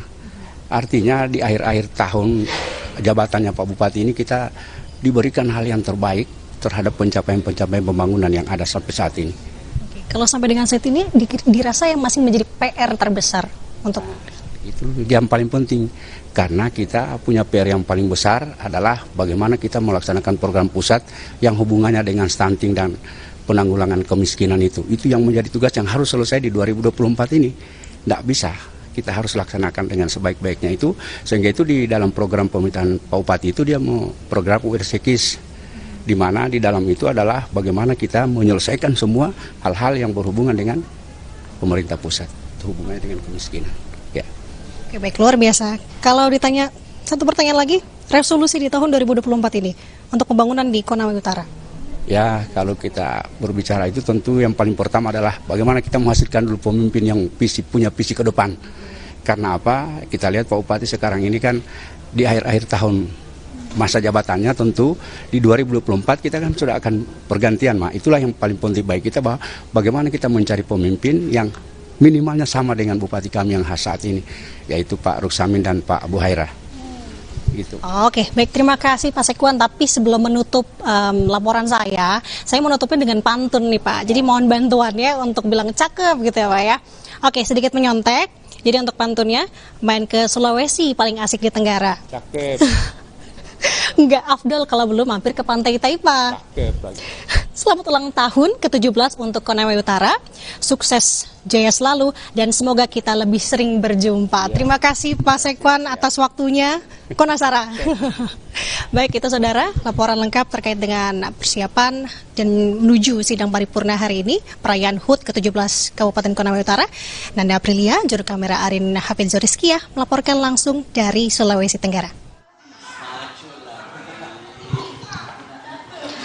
Ya Bella, itu tadi dua laporan lengkap kami sajikan terkait dengan HUT ke-17 Kabupaten Konawe Utara. Tadi saya lupa sampaikan, saya juga memakai topi khas dari Kabupaten Konawe Utara yang saat ini sebagai representasi ucapan juga selamat ulang tahun untuk Kabupaten Konawe Utara yang ke-17 tahun. Demikian informasi cerita Nusantara kali ini dari Provinsi Sulawesi Tenggara, khususnya Kabupaten Konawe Utara. Kembali ke studio Bella. Baik, terima kasih Nanda Aprilia. Kini kita bergeser ke Via Mediana dari Jember, Jawa Timur. Silakan dengan laporan Anda. Baik, selamat siang Bella dan juga saudara. Ada dua sorotan menarik yang akan kami sampaikan dari Kabupaten Jember dalam segmen Cerita Nusantara kali ini. Informasi pertama, limbah kayu dapat diolah jadi kerajinan bernilai ekonomi tinggi. Seperti yang dilakukan oleh seorang perajin di Jember, Jawa Timur. Ia mengolah limbah kayu menjadi kotak cerutu berkualitas ekspor. Hasilnya dijual hingga ke Malaysia dan juga Tiongkok. Kotak cerutu ini diproduksi oleh Dian Murdianto di rumahnya di Kecamatan Kaliwates, Kabupaten Jember.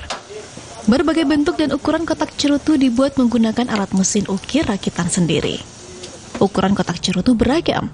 Ada yang kecil hanya muat 1 buah cerutu. Ada juga yang besar yang muat hingga 10 cerutu. Usaha ini dirintis sejak tahun 2016 dan kini bisa mempekerjakan 8 orang karyawan. Sehari bisa memproduksi 200 kotak dengan omset puluhan juta rupiah per bulan. Kalau kotak cerutu yang ukuran tertentu yang kecil-kecil ini kan biasanya nggak perlu dimensi yang cukup besar. Biasanya dimensinya hanya kecil-kecil lah seperti ini. Jadi ini sebenarnya nggak perlu bahan kayu yang besar, tapi bahan kayu yang kecil-kecil itu kan biasanya banyak kayu-kayu kecil-kecil itu biasanya bekas potongan dari mebel atau dari dari pemotongan besar tuh kadang-kadang juga ada ya. Jadi biar daripada dibuang kita ambil dan sekalian kan memanfaatkan barang yang ada biar limbah-limbah itu nggak terbuang sia-sia gitu. Tidak ada kriteria khusus dalam memilih kayu. Hampir semua limbah kayu dapat diolah. Desain dan warna kotak cerutu dapat dibuat sesuai permintaan pembeli. Pewarnaan hanya dilakukan pada bagian luar kotak. Bagian dalam dibiarkan tanpa warna untuk menjaga cita rasa cerutu. Ya, walaupun menggunakan bahan baku limbah, namun kerajinan kotak cerutu di tempat ini tetap menggunakan sentuhan modern, seperti metode sablon dan satu ini menggunakan metode laser. Selain dipasarkan di dalam negeri, kotak cerutu milik Dian juga menembus pasar mancanegara seperti Malaysia dan Tiongkok.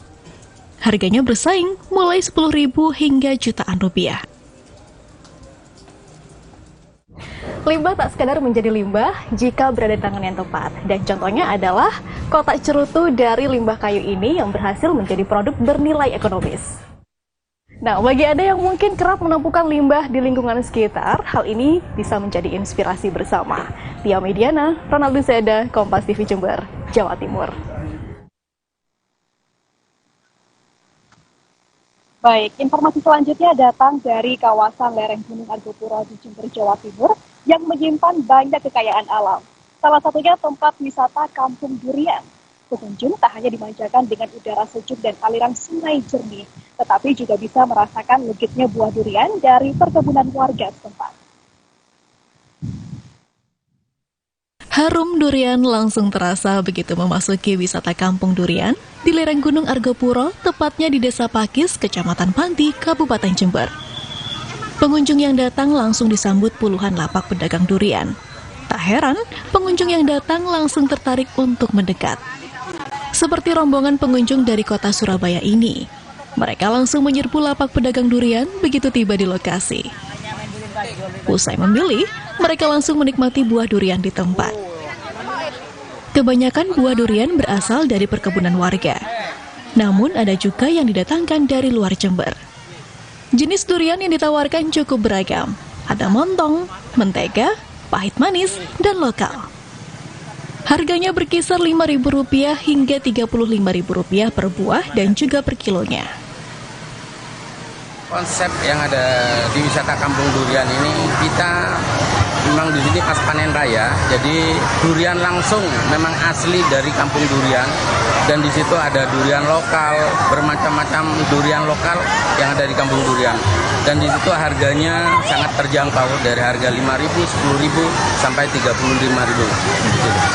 Ini durian asli sini, Pak ya? Asli Desa Pakis di Kampung Durian, dan di situ dijamin langsung jatuh dari pohon. Sembari menikmati durian, pengunjung bisa merasakan hawa sejuk pegunungan di tenda yang berada di pinggir aliran sungai dan di bawah pepohonan. Sedangkan anak-anak bisa mandi di sungai yang airnya bersih dan bermain wahana flying fox. Tempatnya asri, terus duriannya juga banyak pilihannya, katanya harganya murah, terus anak-anak itu juga bisa bermain dengan senang di sungai-sungai yang arusnya nggak terlalu deras. Di samping juga sepertinya meningkatkan ekonomi masyarakat sekitar, juga tempatnya asri, nyaman, sampai penuh ini waktu liburan juga ya bagus lah. Saat libur akhir pekan dan libur panjang, pengunjung yang datang bisa mencapai 3.500 orang per hari. Hal ini menjadi potensi untuk menggerakkan ekonomi kerakyatan. Hernawan Mustika, Kompas TV Jember, Jawa Timur.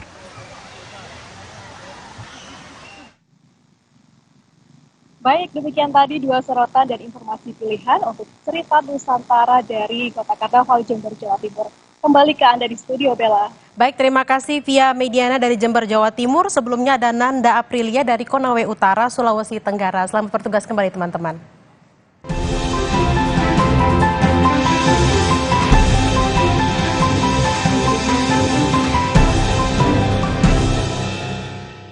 Informasi usai jeda, Saudara, Badan Pengawas Pemilu Jakarta Pusat menjadwalkan pemanggilan calon wakil presiden nomor urut 2 Gibran Rakabuming Raka untuk mengklarifikasi soal kegiatan bagi-bagi susu di area Car Free Day Jakarta.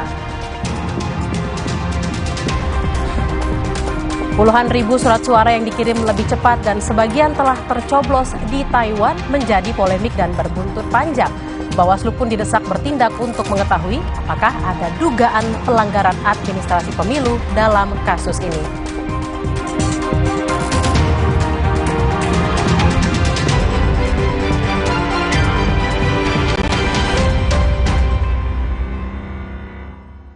Kompas TV menyiarkan secara langsung debat Capres-Cawapres 2024. Ikuti dialog dengan tim sukses dan perwakilan generasi muda. Live report dari titik-titik nobar dan markas kemenangan para kontestan hingga pembahasan pasca debat dengan tema pertahanan, keamanan, hubungan internasional, dan geopolitik. Ikuti jelang dan pasca debat ketiga calon presiden. Minggu 7 Januari pukul 4:30 sore. Live di Kompas TV. Rumah Pemilu.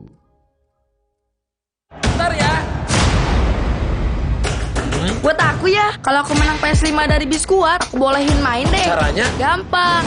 Beli, scan, kirim fotonya. Menangin hadiah total miliaran. Ikutan yuk.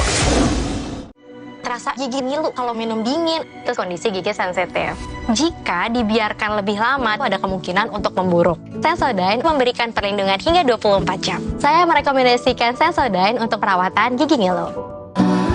Aku awali hariku dengan berolahraga dan minum Neo Ultra Cup Gold bila perlu. Dilengkapi dengan vitamin C, kombinasi vitamin B kompleks, vitamin E, kafein, dan zinc yang diperlukan untuk bantu jaga daya tahan tubuhmu. Neo Ultra Cup Gold.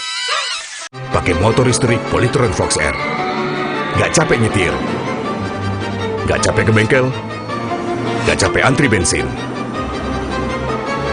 Baru motor listrik Polytron Fox R.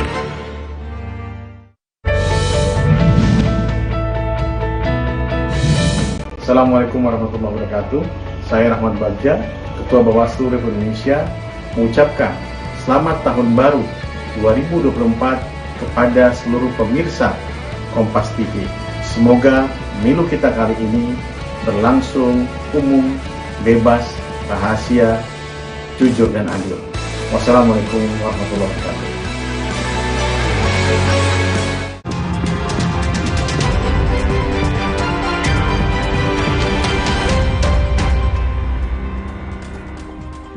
Saudara, Badan Pengawas Pemilu Jakarta Pusat menjadwalkan pemanggilan calon wakil presiden nomor urut 2 Gibran Rakabuming Raka. Pemanggilan dilakukan untuk mengklarifikasi soal kegiatan bagi-bagi susu di area Car Free Day Jakarta. Pemanggilan Gibran oleh Bawaslu Jakarta Pusat diagendakan pada pukul 13 waktu Indonesia bagian Barat. Bawaslu perlu meminta keterangan dari Gibran karena menemukan fakta baru saat pendalaman terkait bagi-bagi susu yang dilakukan Gibran saat Car Free Day Jakarta. Gibran sempat direncanakan untuk dipanggil pekan lalu, namun batal karena Bawaslu menilai proses bisa dilanjutkan berdasarkan penelusuran dan klarifikasi yang sudah ada. Sebelumnya, Gibran membagikan susu gratis di Car Free Day Bundaran HI Jakarta pada 3 Desember 2023. Cawapres nomor urut 2 ini berdalih bagi-bagi susu dilakukan tanpa alat peraga kampanye dan ajakan untuk mencoblos. Untuk mengetahui informasi terkini, kita langsung sapa jurnalis Kompas TV Alfania Rizky di Gedung Bawaslu Jakarta Pusat. Alfa, apakah Gibran sudah dikonfirmasi akan memenuhi panggilan Bawaslu siang ini? Bella dan juga saudara, kalau saya konfirmasi kepada tim kampanye nasional Prabowo Gibran, yaitu Wakil Ketua TKN Habibur Rahman dan juga Sekretaris TKN Aminuddin Ma'ruf ini menyatakan bahwa Gibran atau cawapres dari pasangan calon nomor urut 2 ini belum menerima surat resmi yang dikirimkan oleh Bawaslu Jakarta Pusat terkait dengan pemanggilan untuk klarifikasi kegiatan bagi-bagi susu yang terjadi di Car Free Day pada tanggal 3 Desember 2023 lalu. Hal ini kemudian disampaikan bahwa TKN akan memenuhi panggilan apabila, maksud saya Gibran Rakabuming Raka akan memenuhi panggilan apabila surat tersebut secara resmi sudah diterima oleh pihaknya dan akan atau kooperatif dengan Bawaslu Jakarta Pusat memberikan klarifikasi yang dibutuhkan. Karena memang sampai hari ini diketahui bahwa Gibran Rakabuming Raka masih beraktivitas normal sebagai wali kota Solo dan masih berkantor di sana, sehingga bisa dipastikan secara hari ini tidak bisa menghadiri atau tidak bisa memenuhi panggilan yang dilayangkan oleh Bawaslu. Terkait dengan miskomunikasi pengiriman surat tersebut, tadi saya sudah sempat sedikit meminta konfirmasi kepada Ketua Bawaslu Jakarta Pusat, Christian Nelson Pangki, yang menyatakan bahwa sudah ada surat tanda terima dari pihak TKN maupun pihak Gibran Rakabuming Raka terkait dengan pengiriman pemanggilan atau pengiriman surat panggilan klarifikasi terhadap Gibran. Namun hal tersebut memang nampaknya masih belum dikonfirmasi oleh pihak Gibran Rakabuming Raka apakah benar bahwa surat panggilan tersebut sudah diterima, karena berdasarkan surat yang beredar di media massa, surat tersebut ditandatangani pada tanggal 29 Desember 2023 lalu pasca Bawaslu Jakarta Pusat ini menemukan fakta-fakta baru terkait dengan hasil pemeriksaan dan kajian mendalam terhadap kegiatan bagi-bagi susu yang dilakukan di area Car Free Day tanggal 3 Desember 2023 lalu. Bella. Alfa, apa temuan baru Bawaslu sehingga memutuskan memanggil Gibran kembali? Ini kemudian yang juga sudah dijawab oleh Bawaslu DKI Jakarta Pusat pada tanggal 29 Desember 2023 lalu ketika surat panggilan tersebut dilayangkan juga. Surat panggilan tersebut dilayangkan mengingat temuan data dan fakta baru. Walaupun memang belum dipublikasikan apa sebenarnya materi yang ditemukan, tetapi Bawaslu Jakarta Pusat ini memastikan bahwa data tersebut tidak terkait dengan dugaan pelanggaran pidana yang terjadi pada kegiatan Car Free Day, bagi-bagi susu pada Car Free Day tersebut. Karena pada tanggal 19 Desember 2023 lalu kita ingat Ketua Bawaslu RI Rahmat Bagja ini sudah memastikan bahwa kegiatan bagi-bagi susu tersebut tidak diduga kuat tidak melanggar pidana pemilu yang sudah diatur di aturan penyelenggaraan kampanye. Tetapi kemudian yang didalami oleh DKI Jakarta Pusat ini terkait dengan dugaan pelanggaran perda atau adanya peraturan daerah yang dikeluarkan Gubernur Basuki Cahayapurnama pada tanggal 2016 lalu bahwa di Car Free Day ini tidak diperkenankan ada kegiatan politik praktis yang dilakukan oleh politisi-politisi tertentu. Tetapi untuk data dan faktanya nanti juga akan dipublikasikan lebih lanjut oleh Bawaslu DKI Jakarta Pusat pada jam 1 siang nanti, mengingat juga panggilan ini juga tidak dapat dipenuhi oleh Gibran Raka Buming Raka. Bawaslu DKI Jakarta Pusat juga memiliki tenggat waktu untuk mempublikasikan terkait dugaan pelanggaran ini, yaitu sampai tanggal 3 Januari esok. 3 Januari 2024 sehingga bisa diketahui oleh publik apa sebenarnya pelanggaran-pelanggaran yang dilakukan atau terduga terkait dengan kasus atau terkait dengan kampanye yang dilakukan di Car Free Day tanggal 3 Desember 2023 lalu. Tapi ini bisa dipastikan bahwa tidak terkait dengan pelanggaran pidana yang dilakukan oleh pihak Gibran Raka Buming Raka. Bella. Terkait dengan ketidakhadiran Gibran pada siang hari ini, apakah nanti Bawaslu Jakarta Pusat akan kembali memanggil Gibran Raka Buming Raka? Alfa? Ini kalau mengingat tenggat waktunya sampai esok hari atau publikasi yang akan dilakukan oleh Bawaslu Jakarta Pusat ini adalah esok hari, maka kemungkinan besar ini belum ada pemanggilan lanjutan terhadap Gibran Raka Buming Raka. Tetapi kalau dari Gibran Raka Buming Raka sendiri mengaku akan kooperatif apabila ada surat panggilan lanjutan. Tetapi Bawaslu DKI Jakarta Pusat sendiri mengaku bahwa ada kepentingan yang urgent begitu untuk melakukan pemanggilan terkait dengan klarifikasi tersebut.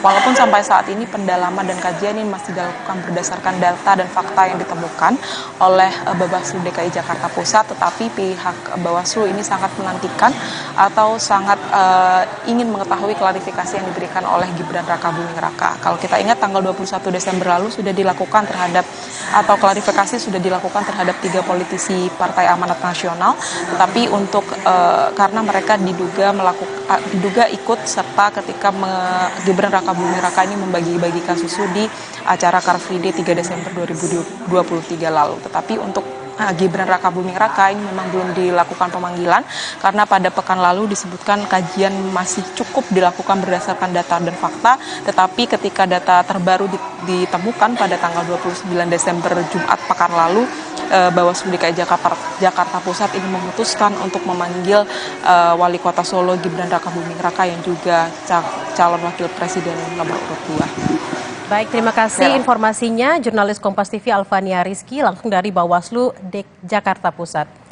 Kita beralih ke informasi lain, saudara. Calon wakil presiden nomor urut 1 Muhaimin Iskandar atau Caimin berjanji akan merombak aturan ekspor tanaman hias. Ekspor komoditas yang saat ini dinilai berbelit-belit dan tidak mendukung para petani. Saat menemui para petani anggrek di Kota Batu, Jawa Timur kemarin, Caimin kaget dengan keluhan sulitnya mengekspor tanaman anggrek ke luar negeri. Untuk mengurus izin anggrek diekspor dibutuhkan waktu 2 tahun. Aturan ekspor berbelit didasari dari kelangkaan, padahal di kebun anggrek ini jutaan anggrek sudah dapat dikultur dan menjadi tanaman budidaya. Anggrek sudah tak lagi langka karena metode pembudidayaan sudah maju dan menghasilkan banyak tanaman baru. Rombak seluruh perizinan ekspor anggrek ke luar negeri. Masa ngurus izin anggrek untuk diekspor saja harus 2 tahun. Itu berlebihan. Kalau alasannya langka sudah bisa dikultur sampai jutaan. Artinya kalau perubahan mau terjadi, anggrek ekspor tidak perlu izin lagi. Kita lakukan langkah-langkah protek terhadap produk dalam negeri kita. Yang penting ekspor bisa berjalan baik. Perubahan itu merombak dari seluruh izin-izin yang berbelit-belit dan tidak perlu lagi. Sementara itu, calon wakil presiden nomor urut 2 Gibran Rakabuming Raka meminta relawan 02 bisa melakukan kampanye dengan tertib, tak mengganggu warga dan tidak menggunakan knalpot bising. Saat berada di Solo, Gibran Rakabuming Raka meminta semua pihak tidak terpancing emosi dalam masa kampanye ini. Gibran pun meminta relawan 02 bisa melakukan kampanye dengan tertib, tak mengganggu warga dan tidak menggunakan knalpot bising. Himbauan ke masyarakat, kondisi yang tadi sudah mulai memanas. Pokoknya jangan terpancing, pokoknya yang aman semua. Kalau mau kampanye ya kampanye yang tertib ya, jangan pakai knalpot bro. Calon Presiden nomor urut 3 Ganjar Pranowo berjanji meluncurkan program unggulan internet gratis dan merata di Indonesia di Semarang, Jawa Tengah. Ganjar menilai program internet gratis ini akan menarik bagi kalangan kaum muda. Ganjar menyebut jika dirinya terpilih menjadi presiden, program tersebut akan secepatnya direalisasikan karena sangat dibutuhkan masyarakat, khususnya sekolah di seluruh Indonesia. Menurut Ganjar, kebutuhan internet di era digital saat ini sangat penting, terutama bagi para pelajar dan anak usia sekolah.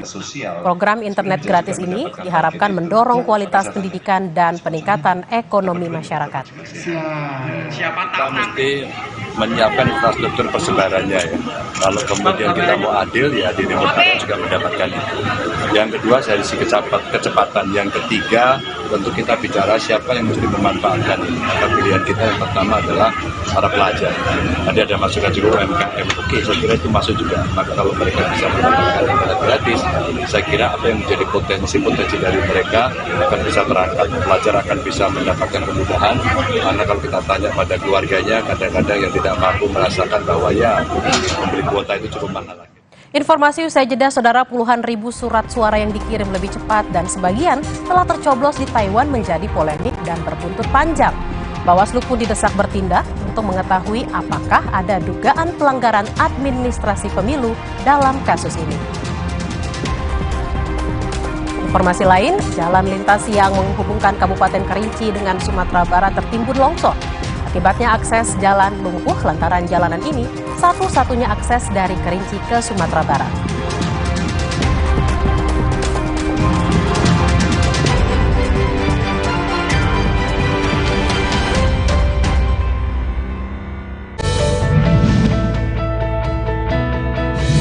Saya Sandiaga Salahuddin Uno, Menteri Pariwisata dan Ekonomi Kreatif Republik Indonesia, mengucapkan selamat menyambut Tahun Baru 2024. Semoga kita senantiasa dilimpahkan damai sejahtera dalam persaudaraan yang penuh cinta kasih, serta semangat kebinekaan untuk bahu-membahu membangun bangsa dan negara Indonesia menjadi semakin baik. Tuhan memberkati. Bentar ya. Buat aku ya, kalau aku menang PS5 dari Biskuat, aku bolehin main deh. Caranya? Gampang. Beli, scan, kirim fotonya. Menangin hadiah total miliaran. Ikutan yuk. Selamat datang, silakan. Hah? Emangnya ada waktu buat sakit kepala? Panadol Extra, cepat redakan sakit kepala dan nyeri yang mengganggu. Panadol Extra, cepat redakan sakit kepala, dapat diminum sebelum makan.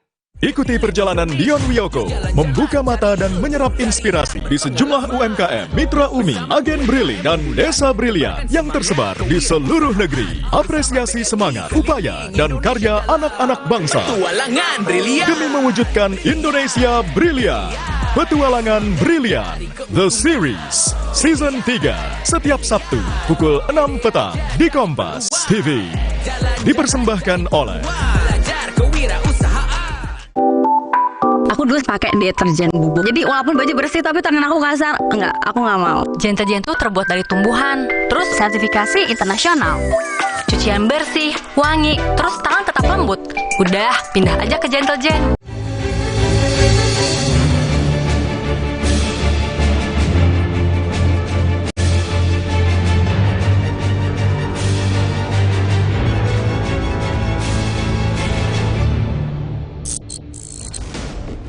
Hukum masih punya catatan kelam.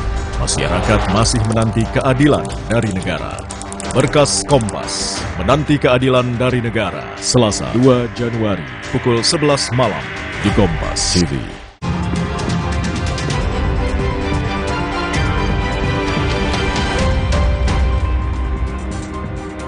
Saudara, Komisi Pemilihan Umum Karangasem Bali kembali menerima surat suara legislatif untuk pemilu 2024 di GOR Gunung Agung Amlapura, Karangasem, Bali. Sebanyak 2.402 box logistik surat suara untuk pemilu 2024 sudah tiba di GOR Gunung Agung Amlapura, Karangasem, Bali. Logistik berupa surat suara legislatif ini diangkut menggunakan 2 unit mobil kontainer dari percetakan ke gudang KPU Karangasem dengan dikawal ketat aparat kepolisian dan Bawaslu Karangasem. Surat suara yang diterima yakni surat suara untuk pemilihan DPR RI, DPRD Provinsi, dan DPRD Kabupaten. Rencana surat suara yang sudah diterima Komisi Pemilihan Umum Kabupaten Karangasem Bali baru akan dilakukan pelipatan besok tanggal 3 Januari 2024 di gudang KPU GOR Gunung Agung Amlapura. Suara yang tiba hari ini, tadi kita sebut di PTM adalah surat suara DPR RI, surat suara DPRD Provinsi, dan surat suara DPRD Kabupaten Kota. Semua dapil akan kita terima hari ini di gudang GOR Ngurah Rai. Ya, yang belum datang itu adalah surat suara DPD RI, dan itu memang diberikan dari KPU RI. Puluhan ribu surat suara yang dikirim lebih cepat dan sebagian telah tercoblos di Taiwan menjadi polemik dan berbuntut panjang. Bawaslu pun didesak bertindak untuk mengetahui apakah ada dugaan pelanggaran administrasi pemilu dalam kasus ini.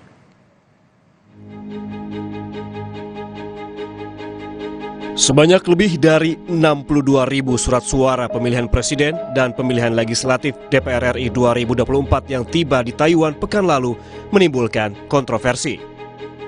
Pasalnya, surat suara tiba di Taipei di luar jadwal pengiriman.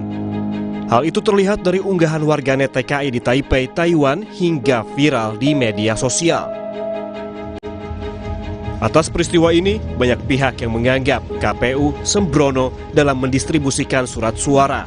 Karena hal ini dikhawatirkan akan memunculkan dugaan kecurangan dan pelanggaran pemilu 2024. Pihak KPU pun menjelaskan kepada Kompas TV yang kami cuplik dari program Sapa Indonesia Pagi bahwa pihaknya sudah mengirimkan surat suara dari Indonesia ke Taiwan sesuai dengan jadwal. Namun panitia pemilihan luar negeri PPLN Taipei mengirim lebih cepat dengan pertimbangan libur panjang. KPU memastikan surat suara yang dikirim lebih cepat dan telah tercoblos akan dikembalikan dan dianggap sebagai surat suara rusak. Surat suara yang telah dikirim itu sebagai surat suara rusak karena di dalam undang-undang itu ada 2 kategori surat suara yang bisa diganti. Yang pertama surat suara itu rusak, yang kedua surat suara salah coblos. Nah, berkenaan dengan 62.552 surat suara baik untuk jenis untuk jenis pemilu legislatif DPR RI Dapil Jakarta 2 ataupun Pilpres dengan total 62.552 suara yang telah terkirim kepada pemilih di Taiwan, kami KPU akan menggantinya dan kami akan memberikan kode khusus. Badan Pengawas Pemilu Bawaslu menegaskan saat ini tengah mendalami dugaan pelanggaran pemilu. Penanganan kasus ini tengah ditangani oleh Panitia Pengawas Pemilu Luar Negeri. Ketua Bawaslu periode 2017-2022 Aban juga mendesak Bawaslu untuk segera bertindak karena ada dugaan kuat pelanggaran administrasi pemilu. Bawaslu harus bertindak bahwa ini ada dugaan kuat pelanggaran administrasi pemilu. Soal tata cara, prosedur, mekanisme, tahapan yang tidak sesuai. Maka menurut saya Bawaslu segera aja menyidangkan lewat mekanisme adjudikasi KPU-nya sebagai pihak terlapor atau terundang, kemudian PPLN juga sama, kemudian barangkali tadi Mas Idam mengatakan ini ada semacam pembiaran dari tanda kutip pembiaran dari pengawas luar negeri dan sebagainya, biar dituntas di situ di proses adjudikasi itu. Jadi siapa yang salah? Karena ini menurut saya jangan nanti ini menjadi presiden buruk dan ada nanti menjadi potensi pelanggaran-pelanggaran yang lain di dalam pemungutan di luar negeri ini. Semakin mendekati proses pencoblosan pada 14 Februari mendatang, Presiden Joko Widodo berpesan kepada jajaran Komisi Pemilihan Umum untuk melaksanakan pemilu serentak 2024 secara jujur dan adil. Menurutnya, bila ada kesalahan sedikit akan berdampak pada persepsi politik di mata publik. Semuanya kan mekanismenya kan ada semuanya. Sudah ada saksi di setiap TPS. Saksi dari kandidat presiden dan wakil presiden ada. Saksi dari partai-partai ada.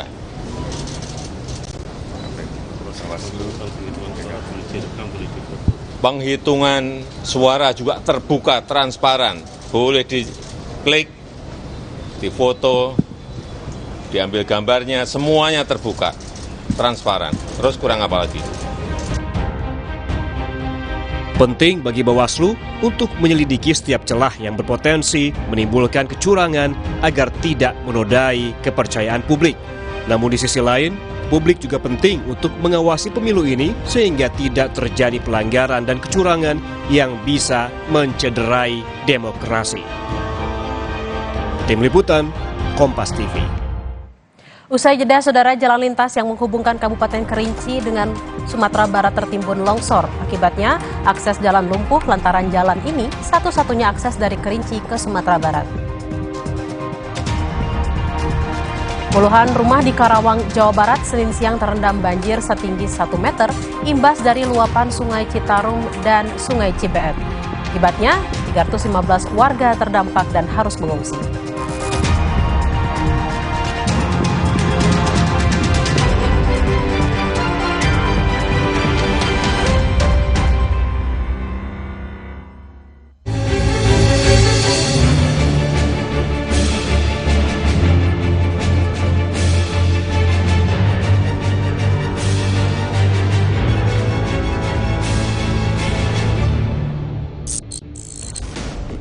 Hukum masih punya catatan gelap.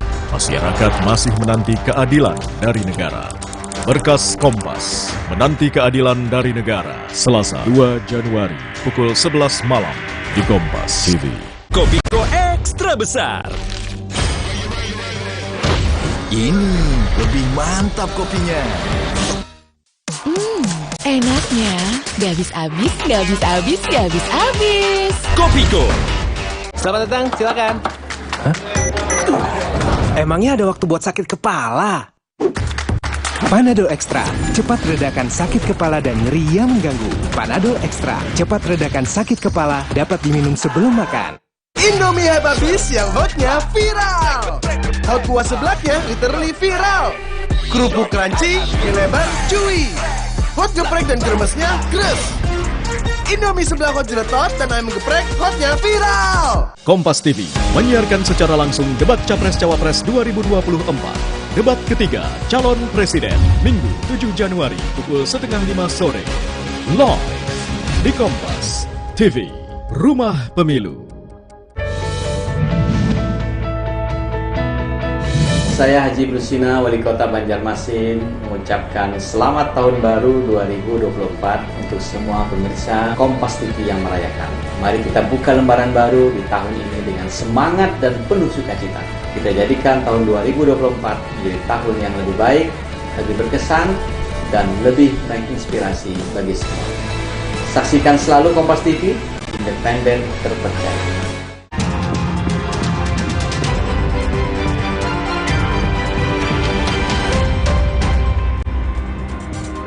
Saudara, jalan lintas yang menghubungkan Kabupaten Kerinci dengan Sumatera Barat tertimbun longsor. Akibatnya akses jalan lumpuh lantaran jalan ini satu-satunya akses dari Kerinci ke Sumatera Barat. Jalan lintas yang menghubungkan Kabupaten Kerinci Jambi dengan Sumatera Barat tertimbun longsor, mengakibatkan jalan utama ini lumpuh. Material longsor membuat mobil selip dan ratusan mobil terjebak longsoran yang disebabkan tingginya intensitas curah hujan yang mengguyur Kabupaten Kerinci. Dinas PUPR menurunkan 1 unit alat berat ke lokasi untuk membersihkan longsor. Selama hari penghujan inilah, karena terlalu banyak air yang mengisi kan. Sebelum ini kan hari terlalu panas kan. Jadi tanah itu sudah ada anu tuh letak longgar. Jadi kebetulan sekarang ini di hari terlampau penghujan, jadi diisi dengan air kan. Nah, itulah kebanyakan yang runtuh sekarang ini. Ini nampaknya macet jalan, Pak. Wah, kalau untuk sementara ya macet. Selain menyebabkan kemacetan, longsor juga mengakibatkan lumpuhnya jaringan telekomunikasi dan listrik. Jaringan komunikasi di 4 kecamatan, yaitu Kecamatan Gunung Kerinci, Kayu Aro Barat, serta Gunung Tujuh, membuat pengguna jalan yang terjebak kesulitan untuk berkomunikasi, mengabarkan kondisi mereka pada kerabatnya. Ini banjir, ini longsor, ini banjir. Sungai ini kan belum pernah namanya itu dibersih sungai ini. Dan ini harus ada bikin tembok penahan sini kan, benda ini ya. Jadi itu dulu ada orang masang orong, tidak sampai sudah jabatan sini, tidak sampai siap. Sudah berapa hari nih Pak kejadiannya Pak? Ini kejadian ini pagi tadi. Ini harusnya sudah 2 hari ini. Sementara itu, saudara, puluhan rumah di Karawang, Jawa Barat, Senin siang terendam banjir setinggi 1 meter imbas dari luapan Sungai Citarum dan Sungai Cibeet. Akibatnya sebanyak 315 orang terdampak dan harus mengungsi ke tempat yang lebih aman. Sejumlah warga korban banjir mulai mengungsi ke tempat yang lebih aman dan sebagian warga bertahan di rumah untuk menjaga harta benda mereka. Menurut aparat desa Karangligar, banjir mulai masuk pemukiman warga pada Senin pagi hingga Senin siang. Air terus naik dan mencapai ketinggian 1 meter. Saat ini warga membutuhkan bantuan makanan siap saji. Akibat banjir, aktivitas warga lumpuh karena rumah mereka terendam banjir.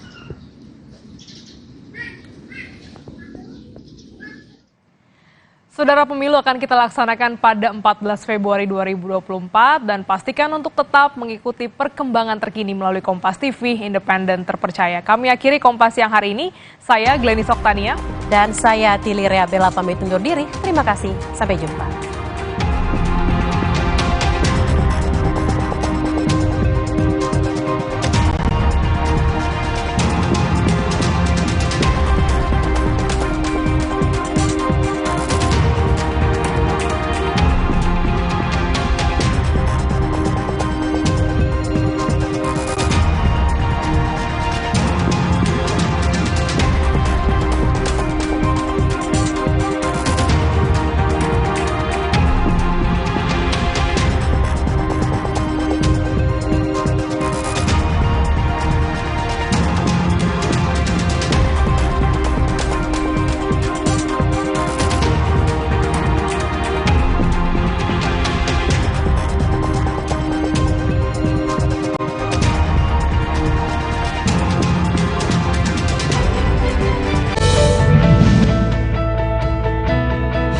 Saya Haji Brusina, Wali Kota Banjarmasin, mengucapkan selamat tahun baru 2024 untuk semua pemirsa Kompas TV yang merayakan.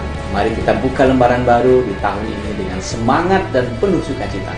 Kita jadikan tahun 2024 menjadi tahun yang lebih baik, lebih berkesan, dan lebih menginspirasi bagi semua. Saksikan selalu Kompas TV, independen terpercaya.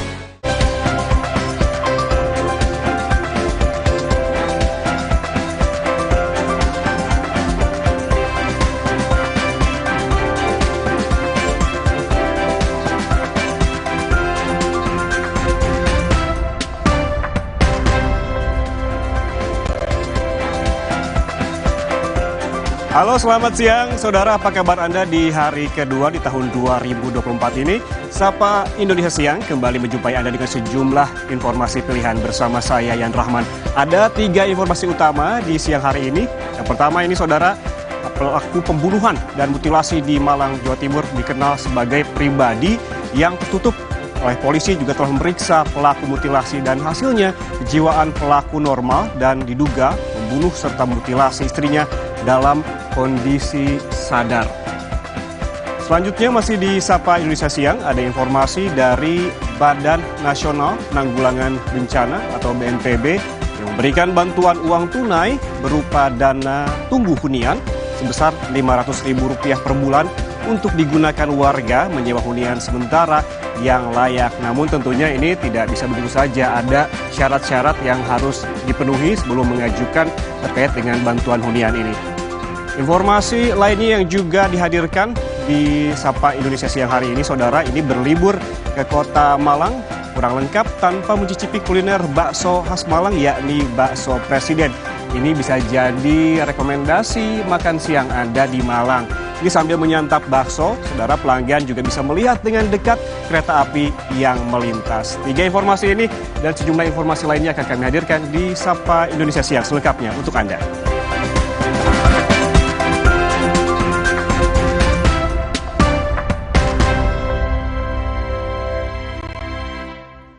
Informasi pertama, saudara, datang dari pelaku pembunuhan dan mutilasi di Malang, Jawa Timur, dikenal sebagai pribadi yang tertutup. Polisi telah memeriksa pelaku mutilasi. Hasilnya, kejiwaan pelaku normal dan diduga membunuh serta memutilasi istrinya dalam kondisi sadar. Polisi telah mengotopsi korban pembunuhan yang dimutilasi oleh suaminya sendiri. Mana polisi juga sudah memeriksa kejiwaan pelaku yang hasilnya dinyatakan normal dan secara sadar pelaku membunuh istrinya. Pelaku mengaku kesal karena istrinya diduga selingkuh dan telah lama meninggalkan rumah. Korban diketahui dijemput paksa saat menghadiri acara di Kota Malang, kemudian diajak pulang ke rumahnya. Untuk kejiwaan daripada tersangka yang diduga melakukan ini, saya kira normal saja ya. Dia karena melakukan hal itu karena emosi terhadap istrinya yang diduga ada selingkuh atau yang mana main serong lah istrinya diduga itu. Namun hal itu hanya dugaan-dugaan daripada si tersangka itu sendiri. Dan menurut kesaksian para tetangga, pelaku pembunuhan dan mutilasi di Malang, Jawa Timur ini dikenal sebagai pribadi yang tertutup. Menurut tetangga, percekcokan antara korban dan juga pelaku memang kerap terjadi. Namun tetangga tidak menyangka jika percekcokan yang terjadi akan berakhir dengan pembunuhan.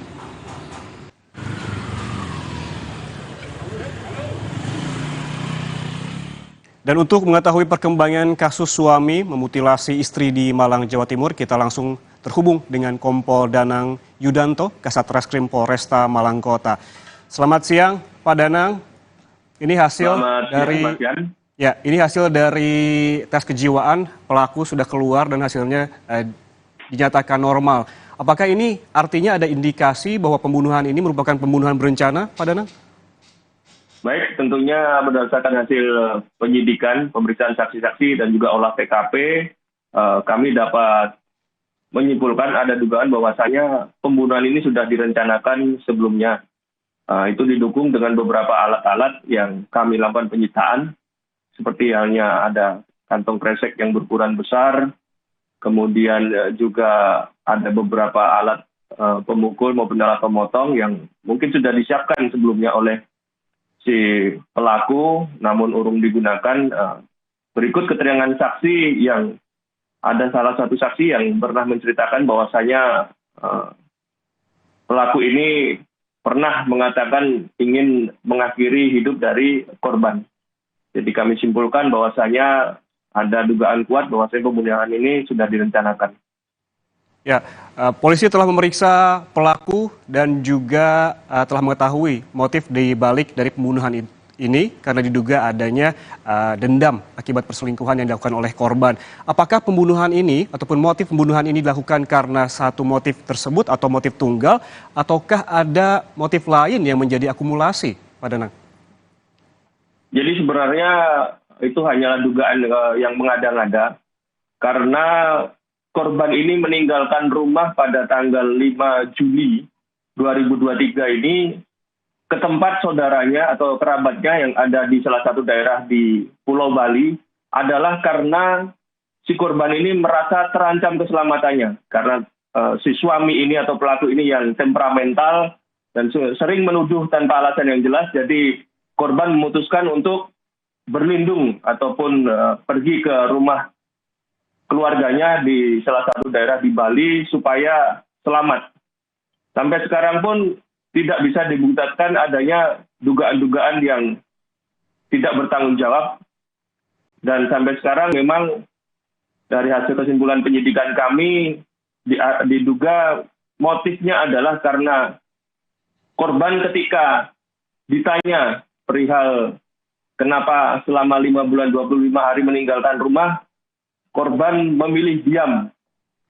Jadi tidak menjawab tuduhan-tuduhan yang disampaikan oleh pelaku, sehingga pelaku merasa kesal, kemudian naik pitam dan melakukan tindak kekerasan tersebut. Ya, Pak Danang, Anda tadi sempat menyebutkan bahwa korban ini melarikan diri dari rumah. Apakah ini artinya ada perlakuan yang tidak baik dari pelaku terhadap korban? Katakanlah, apakah juga ada laporan terkait dengan kekerasan dalam rumah tangga? Mengingat tadi juga disebutkan tetangga sekitar rumah sempat mendengar ada percekcokan dan ini kerap terjadi. Betul, jadi menurut keterangan saksi para tetangga maupun dari keluarga korban, dalam hari ini adalah anak-anak dari korban, memang sering terjadi percekcokan. Dan memang karena perangai dari si pelaku ini temperamental, beberapa kali melakukan kekerasan kepada si korban. Ya, artinya memang laporan terkait dengan kekerasan dalam rumah tangga ini bukan hanya diketahui dari tetangga sekitar rumah yang mendengarkan, tetapi juga dari keterangan anak korban yang memang sehari-hari juga mengetahui bahwa perilaku dari pelaku ini kerap melakukan kekerasan terhadap korban. Terima kasih. Kompol Danang Yudanto, Kasat Reskrim Polresta Malang Kota telah bergabung bersama kami di Sapa Indonesia Siang. Dan saudara, kita ke informasi lainnya. Seorang pria di kota Semarang ini tewas usai terlibat duel dengan temannya sendiri. Peristiwa tersebut diduga dipicu emosi korban terhadap pelaku yang mengirimkan foto pelaku bersama seorang perempuan ke ponsel istrinya. Aksi dua orang pria duel terjadi di Jalan Sendang Indah Barat, Kelurahan Mukti Harjo Lor, Kecamatan Genduk, Semarang, Jawa Tengah. Korban atas nama Irfan Bagus alias Panjul berusia 37 tahun dibawa ke rumah sakit akibat luka tusuk di dada dan sabetan senjata tajam di wajahnya.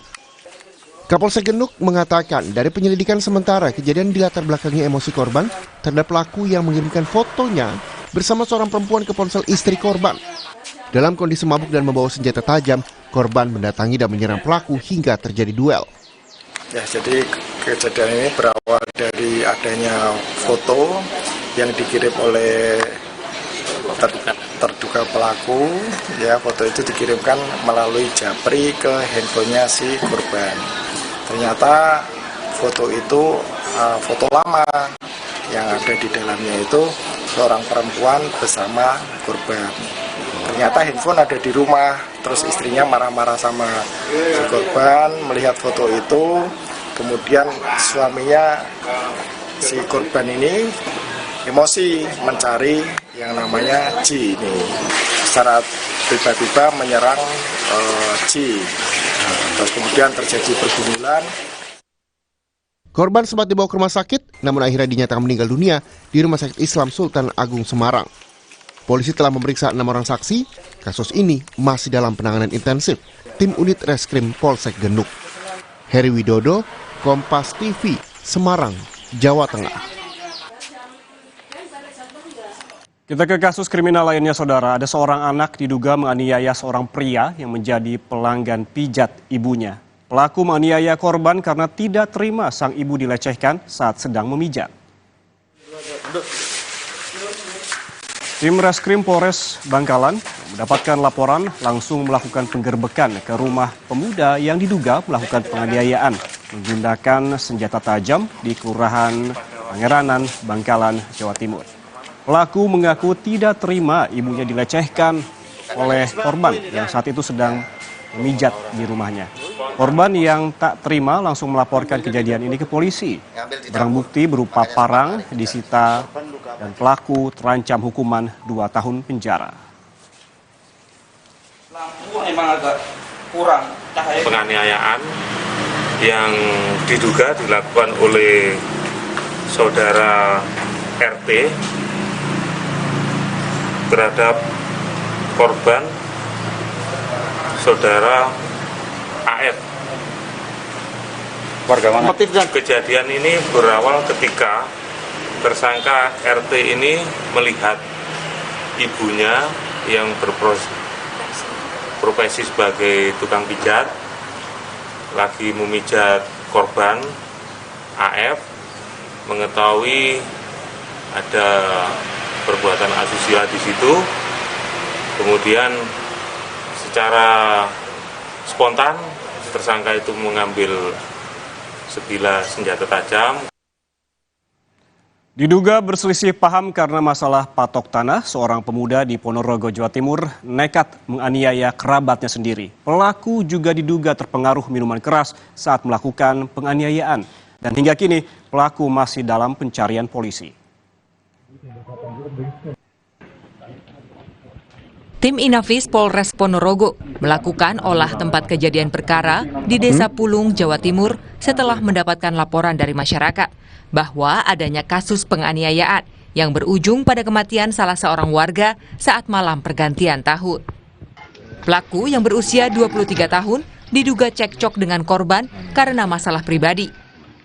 Dan saat cekcok, pelaku sedang terpengaruh minuman keras dan diduga tidak bisa mengendalikan emosinya sehingga menganiaya korban hingga meninggal di tempat. Belum diketahui motif pembunuhan ini, namun menurut sejumlah saksi, diduga keduanya berselisih paham terkait patok tanah sejak lama. Apalagi keduanya juga masih kerabat dan rumah mereka berdekatan. Kejadiannya itu malam hari, kita nggak tahu persis permasalahannya, cuma ada orang teriak-teriak gitu, terus dilihat ternyata ada orang yang meninggal. Waktu kejadian sempat ada teriakan atau bagaimana? Teriakan, yang teriak itu pelakunya, bukan korban. Korban sudah nggak bicara. Polisi masih terus mengumpulkan sejumlah informasi dan terkait motif penganiayaan yang berujung pada pembunuhan pun polisi belum mau memberikan keterangan karena pelaku langsung melarikan diri usai kejadian dan kini tengah dalam pengejaran petugas. Dan masih kita kumpulkan beberapa saksi yang mengetahui dan yang melihat. Dugaan sementara ini motifnya apa kemudian? Ada permasalahan pribadi. Terkait tanah atau karena pesta minuman keras tahun baru atau gimana? Sementara kita dalamin karena bukti-bukti yang kita temukan masih belum lengkap. Sejumlah barang bukti seperti balok kayu serta beberapa botol miras disita dari rumah pelaku. Hendra Setiawan, Kompas TV, Ponorogo, Jawa Timur. Saudara jangan kemana-mana karena seusai jeda, Sapa Indonesia Siang akan kembali dengan informasi dari BNPB yang memberikan dana tunggu hunian untuk digunakan warga korban gempa Sumedang menyewa hunian sementara yang layak.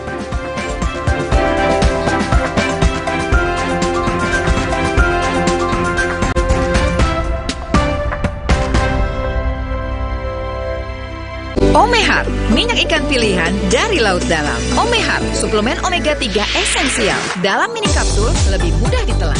Diproses dengan teknologi modern di Amerika. Bantu pelihara kesehatan tubuh kini dan nanti. Pak, ada kurma? Yakin cari kurma, Bu? Kan bukan Ramadan. Sari kurma Arab? Yakin ada di Sari Kurma TJ. Baik diminum kapan aja. Dipanen di Arab, dikemas di Indonesia. Sari Kurma TJ. Enak, halal. Yakin. Bentar ya. Buat aku ya, kalau aku menang PS5 dari Biskuat, aku bolehin main deh. Caranya? Gampang. Beli, scan, kirim fotonya. Menangin hadiah total miliaran. Ikutan yuk. Wow, kirain pot. Taunya Fresh Care Smash yang lagi viral. Fresh Care Smash 4-in-1. Tren baru. Double inhalernya unik, nonjok segernya. Bisa buat ngerok, sampai pijit. Keren dan stylish. Fresh Care Smash, ekspresikan gayamu. Inovasi baru dari Hotin. Hotin Go. Oles, go. Roll on, go. Pijat, go.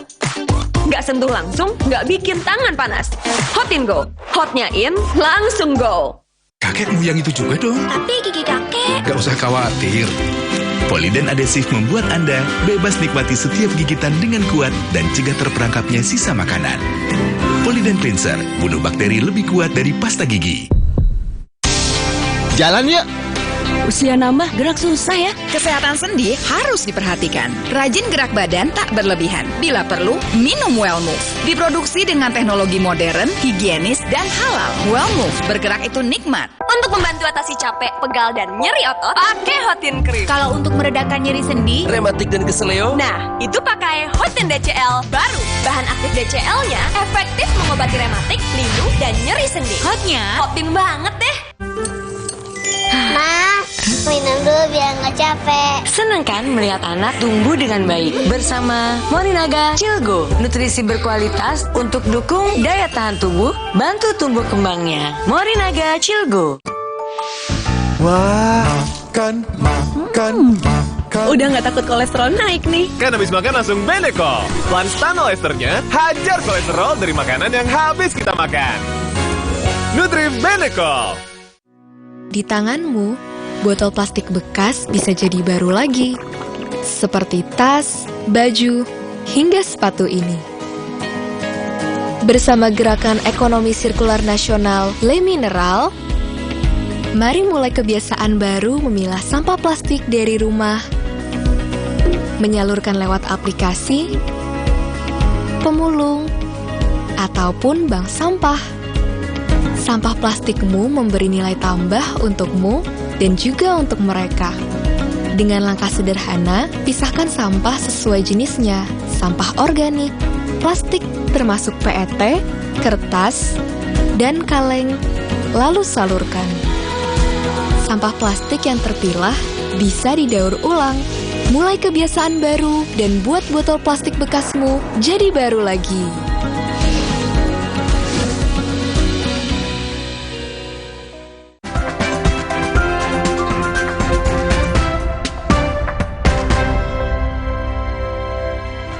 Terima kasih Anda masih bersama kami di Sapa Indonesia Siang. Saudara, ada informasi dari Badan Nasional Penanggulangan Bencana atau BNPB yang memberikan bantuan uang tunai berupa dana tunggu hunian sebesar Rp500.000 per bulan untuk digunakan warga menyewa hunian sementara yang layak. Namun bantuan ini baru akan diberikan setelah BNPB beserta pemerintah setempat mendata jumlah rumah yang rusak. Rumah rusak yang ringan, sedang hingga berat nantinya akan diperbaiki atau dipindahkan tergantung dari lokasi dan rekomendasi ahli. Pemerintah Kabupaten Sumedang telah menetapkan status tanggap darurat pasca bencana gempa selama 7 hari terhitung 1 Januari hingga 7 Januari 2024. Dan selama tanggap darurat, pemerintah akan fokus pada memenuhi kebutuhan dasar masyarakat seperti tenda pengungsi, bahan pokok, dan juga kebutuhan lainnya. Itu tidak akan lama-lama tinggal di tenda misalnya. Targetnya 2-3 hari. Setelah itu oleh Bupati, mereka akan dititipkan. Kalau punya saudara ya tinggal di rumah saudaranya. Seperti tadi yang rumahnya rusak, ternyata ada rumah orang tuanya. Jadi keluarganya pindah ke rumah orang tuanya. Dan itu mendapat hak dibantu oleh pemerintah, namanya dana tunggu hunian Rp500.000 per bulan. Kemudian akan membantu segera mendampingi mana yang masuk rusak berat, mana yang masuk rusak sedang, mana yang masuk rusak ringan. Dan ini kami tadi sepakat tidak menunggu tanggap darurat hari ke-7 selesai, tetapi secara paralel. Jadi kerjanya sama-sama, sehingga pendataan ini bisa cepat, ya. Dan nanti kalau datanya sudah masuk, segera, mudah-mudahan minggu depan begitu. Dan haknya sama dengan daerah-daerah lain. Bapak Presiden sudah menetapkan bahwa yang menderita bencana rumahnya rusak berat, hancur, tadi juga kita lihat ya salah satu contoh, itu diganti oleh pemerintah Rp60 juta. Kemudian yang rusak sedang, rusak sedang tadi kita lihat ya, depan rumahnya bagus, belakangnya ternyata ambrol plafonnya. Nah, itu maksudnya rusak sedang, itu dapat bantuan 30 juta. Kemudian mungkin ada yang rusak ringan mungkin gentengnya 100 jatuh gitu ya. Gimana terus retak-retak. Nanti ada checklist dikeluarkan oleh Kementerian PUPR. Jadi bukan berdasarkan mata visual begini. Dan untuk mengetahui bagaimana penanganan pasca bencana gempa di Kabupaten Sumedang, Jawa Barat, kita langsung bergabung dengan Ketua PMI Kabupaten Sumedang, ada Agus Sarsyah Rashidi. Selamat siang, Pak Agus. Selamat siang. Pak Agus, bagaimana kondisi para korban yang saat ini berada di pengungsian? Apa saja yang sempat diceritakan para pengungsi ini? Apa yang mereka butuhkan pada saat ini? Baik, saat ini berdasarkan update data kemarin bahwa ada 3 titik pengungsian ya, sebagai tempat para korban bencana tersebut, yaitu di Kecamatan Sumedang Selatan di lingkungan Babakan Urip dan Dano, lalu di Kecamatan Cimalaka di Cimuja. Nah, karena tadi malam terjadi lagi gempa susulan, jadi ini titik-titik pengungsian menambah karena masyarakat enggan untuk tidur di rumahnya masing-masing. Nah, sementara berdasarkan hasil pengamatan tim kami bahwa di antara pengungsi sudah mulai ada menurun tingkat kesehatannya, terutama para balita, dan kami sudah berkoordinasi dengan BPBD, dengan Dinas Kesehatan dan sebagainya untuk menangani hal tersebut. Lalu mengenai kebutuhan mendesak saat ini yang ada adalah kami membutuhkan baby kit, selimut, lalu air minum, sembako, tikar dan alas tidur, serta obat-obatan, selain tenda pengungsi dan bahan makanan untuk dapur umum yang sudah didirikan di tempat pengungsian. Demikian, Pak. Ya, tadi disebutkan bahwa bantuan ataupun kebutuhan seperti air minum, popok, dan juga makanan dibutuhkan oleh para pengungsi. Apakah bantuan-bantuan tersebut sudah tampak disalurkan pada siang hari ini? Dan bagaimana juga dengan hal pokok lainnya seperti sanitasi dan juga dapur umum? Alhamdulillah, sepertinya secara umum ini aman dan terkendali, sehingga bantuan-bantuan tersebut oleh perangkat dari BPBD sudah mulai disalurkan, terutama untuk dapur umum oleh Kementerian Sosial. Ini sudah mulai disebarluaskan atau sudah diedarkan kepada masyarakat. Sanitasi secara umum nyaris tidak terganggu karena di rumah masing-masing masih ada yang masih bisa dipergunakan. Begitu secara umum WC umum mobile juga sudah kita tempatkan di tempat lokasi-lokasi pengungsian tersebut. Pak Agus tadi menyebutkan bahwa ada keluhan bahwa balita mulai mengeluhkan sakit begitu. Apakah ada tim medis ataupun tenaga kesehatan yang bersiaga di setiap pos-pos pengungsian? Ya, kebetulan dari tim penanggulangan bencana yang dikoordinir oleh BPBD, ini termasuk diantaranya adalah di Dinas Kesehatan. Sehingga sudah ditempatkan di posko tersebut tenaga kesehatan dari puskesmas setempat.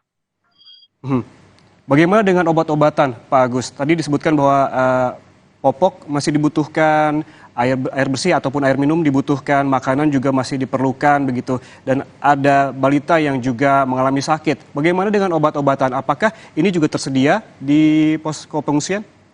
Alhamdulillah tersedia, Pak. Jadi dari Dinas Kesehatan sendiri sudah diturunkan tim lengkap, ada tenaga medis dan termasuk obat-obatannya. Oke, artinya masyarakat ataupun warga di pengungsian masih membutuhkan hal-hal pokok begitu, namun ada beberapa hal juga yang memang saat ini sudah terpenuhi, bantuan juga sudah mulai disalurkan. Demikian ya Pak Agus. Terima kasih telah bergabung bersama kami, Agus Sarsyah Rashidi, yaitu Ketua PMI Kabupaten Sumedang, Jawa Barat. Saudara, kita ke informasi berikutnya. Ini sebuah rumah warga di Purwakarta, Jawa Barat rusak akibat tertimpa longsor tebing dinding penahan tanah setinggi 4 meter. Material longsoran menimbun bagian samping dan belakang rumah milik Rohendi, warga Margaluyu, Kecamatan Kiara Pedes, Purwakarta, Jawa Barat. Bagian dapur rumah warga ini mengalami kerusakan parah. Longsor ini akibat hujan deras yang mengguyur wilayah ini. Kini pemilik rumah mengungsi ke rumah saudaranya. Hujan deras, tiba-tiba tanah ini longsor, kena rumah. Kena rumah. Untuk menjebolkan tembok bagian apa, Pak? Bagian dapur. Bagian dapur. Itu juga ini tembok bagian depan hampir kena juga, Pak. Kena, ini seperti ini kan. Diperkirakan panjangnya berapa meter sih, Pak? 22 meter. 22 meter. Iya. Kalau ketinggian tebingnya berapa? Kira-kira 4 meter. 4 meter. Iya. Sementara itu, saudara, banjir merendam jalan raya Kecamatan Godong Juwangi, tepatnya di Desa Mojo Agung, Kecamatan Karangrayung, Grobogan, Jawa Tengah. Banyak para pengendara sepeda motor yang nekat menerjang banjir sehingga kendaraan mereka mogok. Hujan deras yang mengguyur sejak Senin sore hingga malam hari ini menyebabkan Sungai Jajar meluap. Luapan Sungai Jajar hingga ke Jalan Raya Godong Juwangi Boyolali di Desa Mojo Agung, Kecamatan Karangrayung, Grobogan. Akibatnya banyak pengguna jalan yang tidak berani untuk melintas. Padahal jalur tersebut adalah jalur utama penghubung antar kabupaten dan kecamatan Grobogan dan Boyolali. Banyak para pengendara sepeda motor yang nekat melintas sehingga kendaraan mereka mogok. Mereka nekat menerjang banjir sepanjang 500 meter dengan ketinggian air mencapai 60 cm. Dari mana, Mas? Dari Singwa ya, Mas. Mau kemana? Mau ke Kudus. Terus mogok, Mas? Iya, nggak mogok sebenarnya. Sengaja dituntun aja. Lali. Tujuan untuk kerja? Kerja. Terus ada banjir ini gimana, Mas? Ya telat, Pak. Terus? Jam 8. Ini ntar ngabarin sana. Soalnya kunci saya bawa semua. Nah, terus ini nunggu sampai surut? Ya surut dikit lah, yang penting bisa lewat. Udah berapa lama di sini tadi, Mas? Ya, setengah jaman lah. Nggak berani menerobos? Nggak berani lah, itu kalau macet sama ada. Saudara, puluhan rumah di Karawang, Jawa Barat, Senin siang juga terendam banjir setinggi 1 meter imbas dari luapan Sungai Citarum dan Sungai Cibeet. Akibatnya sebanyak 315 orang terdampak dan harus mengungsi ke tempat yang lebih aman. Sejumlah warga korban banjir mulai mengungsi ke tempat yang lebih aman dan sebagian warga bertahan di rumah untuk menjaga harta benda mereka. Menurut aparat desa Karangligar, banjir mulai masuk permukiman warga pada Senin pagi dan hingga Senin siang air terus naik dan mencapai ketinggian ini 1 meter. Saat ini warga membutuhkan bantuan makanan siap saji. Akibat banjir, aktivitas warga lumpuh karena rumah mereka terendam banjir. 80 lebih lah. Gitu. Gitu. Terus desa mana saja, Pak? Kalau yang saat ini menurut informasi dari tadi barusan PLN yang terendam dari desa Mekar Mulia juga gitu. Itu Mujia. Sama Karangligar berarti 2 ya, Pak? Bukan. Sama itu Mekar Mulia kalau nggak salah. Mekar Mulia sama desa ini berarti. Karangligar untuk Karangligar. Saudara, Badan Meteorologi, Klimatologi, dan Geofisika Kota Balikpapan memprediksi musim hujan di Kota Balikpapan akan berlangsung hingga bulan Maret mendatang. Masyarakat diharapkan waspada dengan hujan intensitas lebat serta berdurasi panjang, terutama di daerah rawan longsor dan juga banjir. BMKG Balikpapan memprediksi musim hujan tahun ini mulai dari intensitas sedang hingga lebat disertai petir dan angin kencang. Durasi hujan juga diperkirakan bisa terjadi cukup lama, antara 2 hingga 3 jam.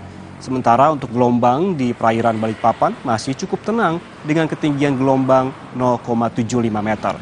Sementara itu warga diimbau agar selalu waspada terhadap bencana banjir dan tanah longsor. Kalau di Balikpapannya sendiri sih maksimal biasa di daerah Laut Jawa sini.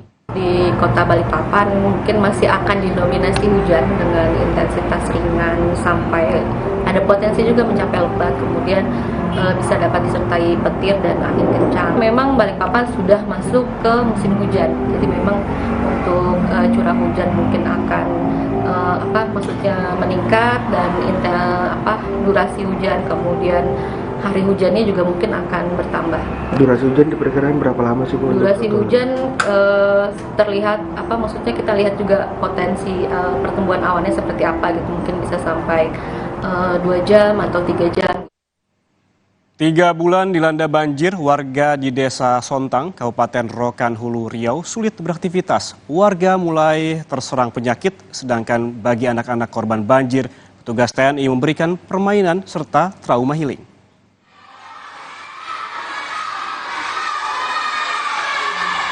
Dengan semangat, anak-anak korban banjir di Desa Sontang, Kabupaten Rokan Hulu Riau mengikuti kegiatan penyembuhan trauma bersama personil TNI dari Korem 031 Wirabima dan Kodim 0313 KPR.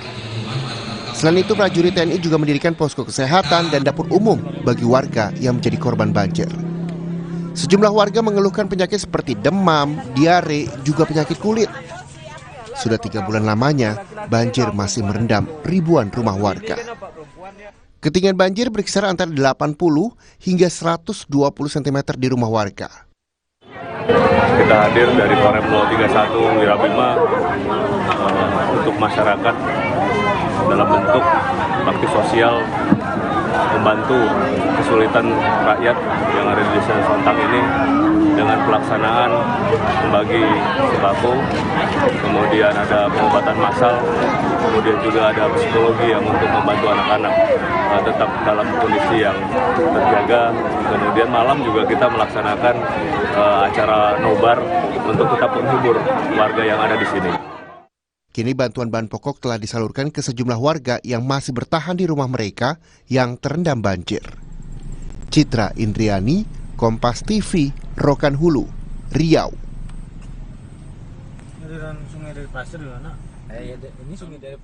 Saudara, kalau Anda ada yang berlibur ke Kota Malang, Jawa Timur, jangan lupa untuk mencicipi kuliner bakso sambil melihat dengan dekat kereta api yang melintas.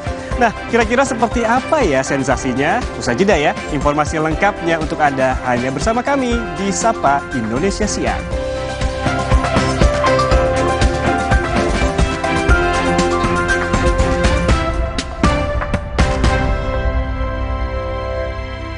Hey guys.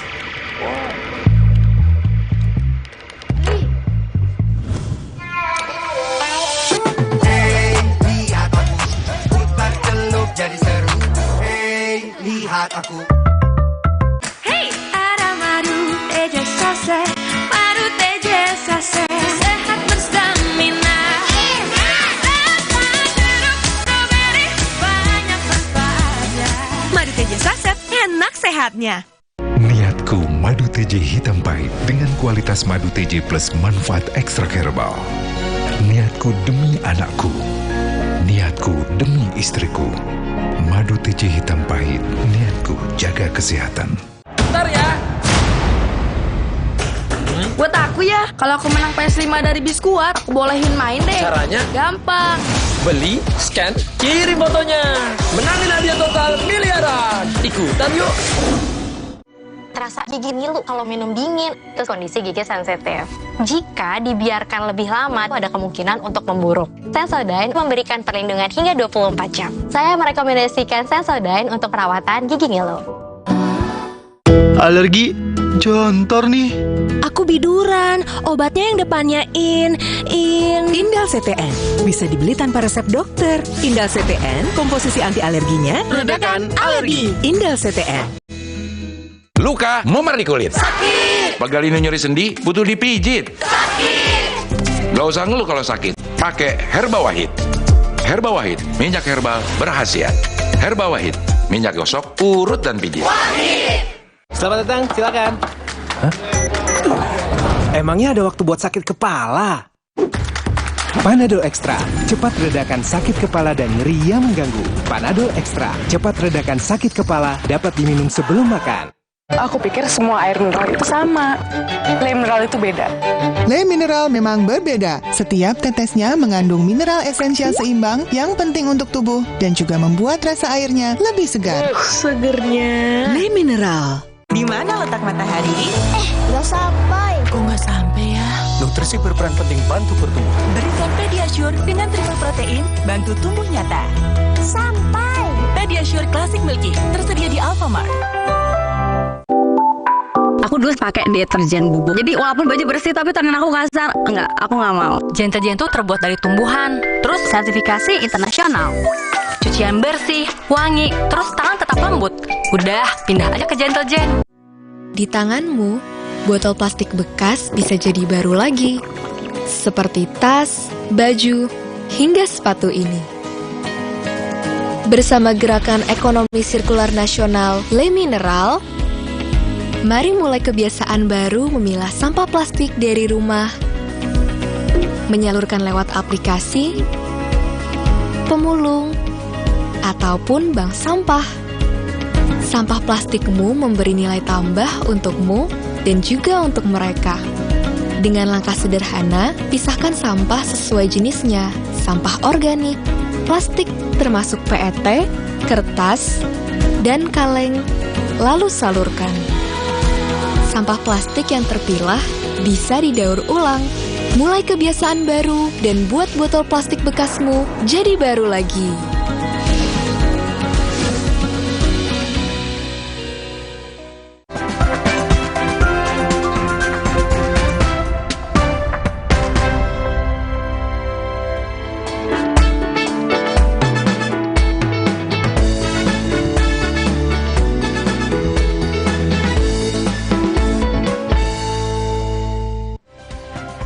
Saudara, di awal tahun ini, Selasa Bahasa kembali hadir dengan kosakata yang sudah ada dalam Kamus Besar Bahasa Indonesia.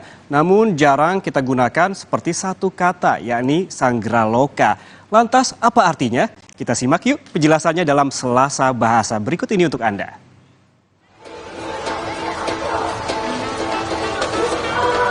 Ada banyak kata dan istilah baru kita ketahui di tahun lalu yang masuk dalam Kamus Besar Bahasa Indonesia. Nah, mengawali tahun ini masih banyak kata dan istilah yang bisa kita kulik. Salah satunya kata Sangraloka yang semakin banyak digunakan oleh sejumlah orang untuk menambahkan kata ini dalam menamakan tempat penginapan. Jadi apa sih sebenarnya makna kata Sangraloka ini? Kira-kira umum tidak ya diketahui warga? Yuk coba kita tanyakan dulu. Sangraloka itu juga saya nggak tahu. Sangraloka tuh kalau nggak salah tempat buat healing. Okay. Sangraloka, bukannya tempat untuk menari mungkin? Oh. Jelas apa arti Sangraloka? Tempat untuk latihan menari atau tempat untuk tari daerah mungkin? Nah, ada yang menjawab tempat healing dan tempat untuk menari. Jadi sebenarnya apa sih Sangraloka itu? Mari kita dengarkan penjelasan dari penyelaras bahasa Kompas TV. Kata Sangraloka memang masih terbilang jarang dipakai. Menurut Kamus Besar Bahasa Indonesia, Sangraloka bermakna tempat untuk orang berlibur, beristirahat, atau berwisata. Pada dasarnya Sangraloka mirip dengan hotel, namun Sangraloka juga punya fasilitas tambahan seperti tempat rekreasi untuk liburan. Kata Sangraloka sebenarnya bisa digunakan untuk memadankan kata resort dalam bahasa Inggris. Namun kata resort juga sudah diserap dalam bahasa Indonesia tanpa huruf T. Di KBBI, makna resort salah satunya adalah Sangraloka. Jadi kita bisa memadankan kata resort dalam bahasa Inggris dengan resort ataupun Sangraloka ini. Jadi, sekarang kita tahu arti Sangraloka dalam Kamus Besar Bahasa Indonesia itu adalah tempat berlibur, beristirahat, dan berwisata. Sangraloka juga bisa digunakan untuk memadankan atau menggantikan kata resort atau resort, tempat beristirahat yang juga memiliki fasilitas berekreasi. Nah, mulai sekarang, yuk bisa gunakan kata Sangraloka ini sebagai tempat beristirahat dan berekreasi. Selain untuk memperkaya kata dan istilah bahasa Indonesia yang baik dan benar, tentu kita harus terus melestarikan nilai budaya bangsa. Tim Liputan, Kompas TV. Ada satu kata baru yang menjadi kosakata kita, yaitu Sangraloka yang menambah kekayaan kosakata dalam Kamus Besar Bahasa Indonesia. Kita ke informasi berikutnya, saudara. Ada momen Natal dan Tahun Baru yang biasanya dijadikan waktu berkumpul bersama keluarga bagi umat Kristiani. Namun momen itu tidak bisa dirasakan oleh para awak mobil tangki milik Pertamina di Medan, Sumatera Utara, demi memastikan bahan bakar minyak lancar terdistribusi kepada masyarakat.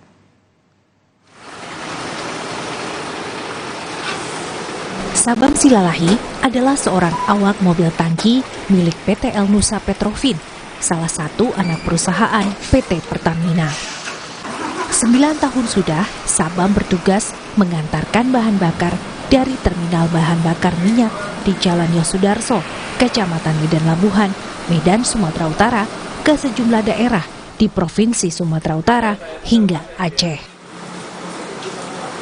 Sama seperti tahun-tahun sebelumnya, Sabam ditugaskan menjadi Satgas Natal dan Tahun Baru PT Pertamina Patraniaga, Sumatera bagian utara. Itu artinya Sabam tidak bisa berkumpul untuk merayakan Natal dan Tahun Baru bersama istri dan kedua anaknya yang tinggal di Kota Pematang Siantar, Kabupaten Simalungun.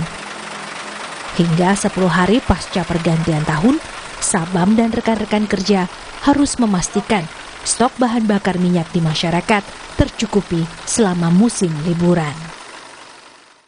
Ya perasaannya terharu juga Bang, tapi gimana udah tugas Bang ya, kita namanya melayani masyarakat Bang ya, ikhlas ya, udah kewajiban kita mengantar BBM ke SPBU Bang. Memang bisa kita pulang nanti, sudah siap Satgas nanti bisa juga kita pulang nanti, kita minta cuti.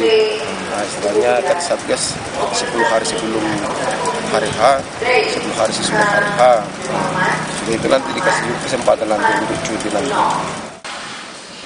Meski tidak bisa merayakan Natal dan Tahun Baru bersama keluarga, Sabam Silalahi ikhlas dan berbesar hati.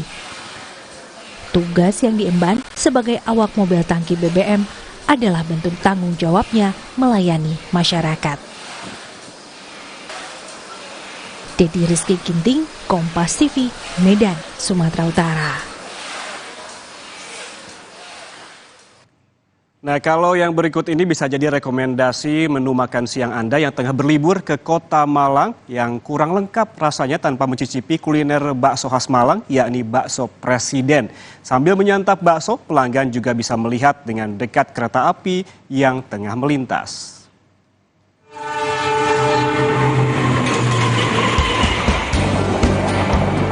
Kapan lagi bisa melihat kereta api yang melintas sambil menikmati semangkuk bakso? Ya, suasana ini bisa Anda rasakan saat menikmati bakso di kedai bakso Presiden di Malang, Jawa Timur. Untuk bisa mencicipi bakso Presiden, pengunjung harus rela antre. Pengelola bakso Presiden menjelaskan saat liburan pengunjung bisa naik hingga 80%. Penikmat bakso juga didominasi oleh pengunjung luar kota yang sedang menghabiskan libur tahun baru di Kota Malang. Untuk menghadapi membludaknya pengunjung, pengelola menambah jumlah produksi dan tenaga kerja. Jika biasanya proses produksi bakso menghabiskan 1 kuintal daging, kini jumlah tersebut naik 2 kali lipat. Alhamdulillah Mas, untuk kunjungan meningkatlah antara 80-90% lah. Dan pengunjung memang banyak kan dari luar kota, untuk yang dari lokal hampir 70% lah untuk luar kota. Ya persiapannya mungkin penambahan tenaga dan produksi untuk bahan baku kita. Salah satu pengunjung asal Tulung Agung mengaku kuliner bakso menjadi pilihan bersama keluarganya saat berlibur ke Kota Malang. Menurutnya, suasana saat kereta api lewat menjadi keunikan tersendiri di kedai bakso Presiden. Bakso Presiden sih yang paling mantul Mas. Yang menarik di sini tempat makannya itu dekat rel, jadi pembelinya itu bisa lihat suasana kereta lewat gitu loh Mas, sambil makan bakso. Jika di hari biasa, pengunjung bakso ini 200 hingga 300. Di momen libur seperti saat ini, pengunjung bisa mencapai 1.000 orang dalam sehari. Untuk bisa menikmati satu mangkuk bakso Presiden, Anda perlu merogoh kocek mulai dari Rp10.000 tergantung jumlah dan jenis baksonya. Dedi Prasetyo, Kompas TV, Malang, Jawa Timur. Saudara, seusai jeda, Sapa Indonesia Siang akan kembali dengan sejumlah informasi dari mancanegara. Salah satunya datang dari para perajin di Rusia yang menghidupkan kembali seni tradisional menyamak dan mengeringkan kulit ikan untuk dijadikan pakaian.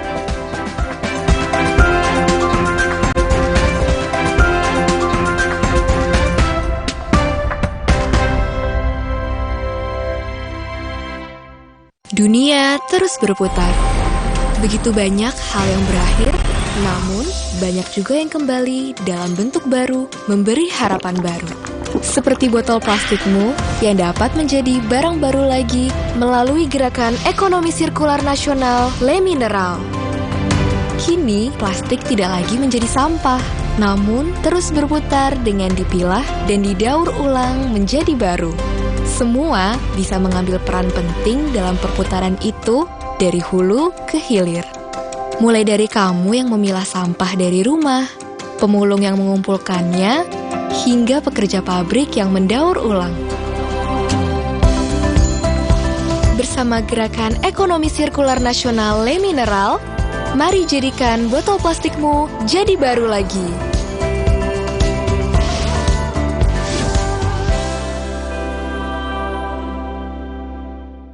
Mood booster favorit gue nih, mie sedap kari kental spesial. Kuahnya kental, berpadu rempah pilihan yang bikin makin sensasional. Rasanya makin spesial. Buruan cobain, yang sedapnya berkari-kari dari Wings Food. Wow, kirain pot. Taunya Fresh Care Smash yang lagi viral. Fresh Care Smash 4-in-1. Tren baru, double inhalernya unik, nonjok segernya. Bisa buat ngerok, sampai pijit. Keren dan stylish. Fresh Care Smash, ekspresikan gayamu.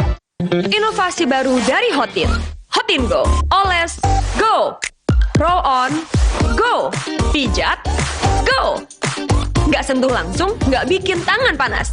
Hotin Go. Hotnya in, langsung go. Hey guys.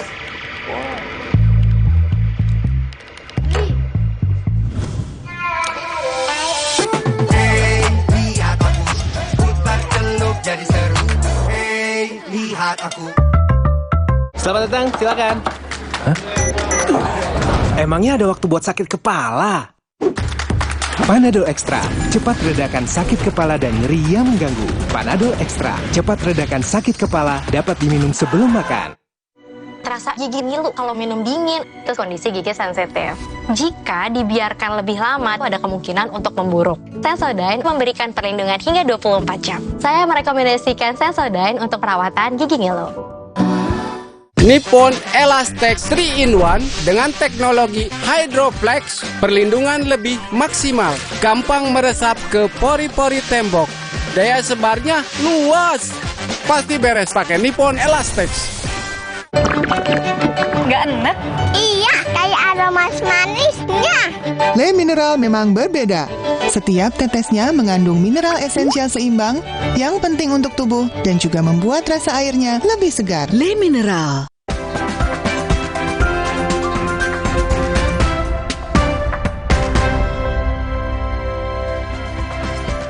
Anda masih bersama kami di Sapa Indonesia Siang. Saudara, ada informasi ini berabad-abad lalu, komunitas nelayan di Rusia menyamak dan juga mengeringkan kulit ikan, serta menjahitnya menjadi pakaian. Didorong kesadaran pada industri yang ramah lingkungan, membuat seni kuno kerajinan kulit ikan kini dihidupkan kembali. Padat karya.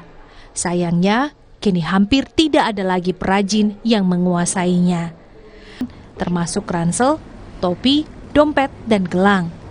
Spesialis perusahaan dilatih dalam teknik tradisional oleh para master di Ingushetia di selatan Rusia dan kemudian menambahkan inovasi mereka ke dalam prosesnya. Produk berbahan kulit ikan dinilai lebih tahan lama jauh.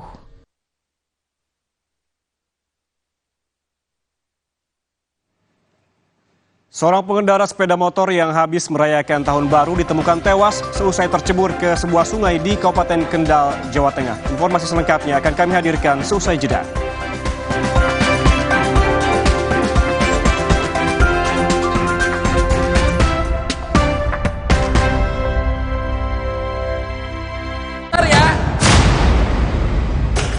Buat aku ya, kalau aku menang PS5 dari Biskuat, aku bolehin main deh. Caranya? Gampang. Beli, scan, kirim fotonya. Menangin hadiah total miliaran. Ikutan yuk. Kopiko ekstra besar. Ini lebih mantap kopinya. Enaknya. Gak habis-habis, gak habis-habis, gak habis-habis. Kopiko. Terasa gigi ngilu kalau minum dingin, terus kondisi gigi sensitif. Jika dibiarkan lebih lama, ada kemungkinan untuk memburuk. Sensodyne memberikan perlindungan hingga 24 jam. Saya merekomendasikan Sensodyne untuk perawatan gigi ngilu. Selamat datang, silakan. Hah? Emangnya ada waktu buat sakit kepala? Panadol Extra, cepat redakan sakit kepala dan nyeri yang mengganggu. Panadol Extra, cepat redakan sakit kepala, dapat diminum sebelum makan. Terima kasih Ibu, selalu dukung tumbuh tinggi, tumbuh optimal. Berikan nutrisi dan perhatian terbaik bagi si kecil. Enak. Media Pleasure dipercaya lebih dari 25 tahun. Suatu hari sekeluarga nonton TV, tiba-tiba tembok rembes, plafon netes. Nippon Elastex 3-in-1 siap beresin dengan teknologi Hydroplex. Pasti beres pakai Nippon Elastex. Galon Le Mineral 100% bebas BPA. Aman untuk anak dan keluarga. Ciri galon bebas BPA, bening transparan, ditandai kode segitiga nomor 1. Galon Le Mineral, untuk sehatnya keluarga. Wah, Plosa Mini baru. Ada isi ulangnya. Hanya Rp3.500. Putar, sobek, tuang. Plosa Mini baru. Sekarang ada inhalernya. Segar, santai, atur sensasi hidup. Di tanganmu, botol plastik bekas bisa jadi baru lagi. Seperti tas, baju, hingga sepatu ini. Bersama Gerakan Ekonomi Sirkular Nasional Le Mineral, mari mulai kebiasaan baru memilah sampah plastik dari rumah, menyalurkan lewat aplikasi, pemulung, ataupun bank sampah. Sampah plastikmu memberi nilai tambah untukmu dan juga untuk mereka. Dengan langkah sederhana, pisahkan sampah sesuai jenisnya, sampah organik, plastik termasuk PET, kertas, dan kaleng, lalu salurkan.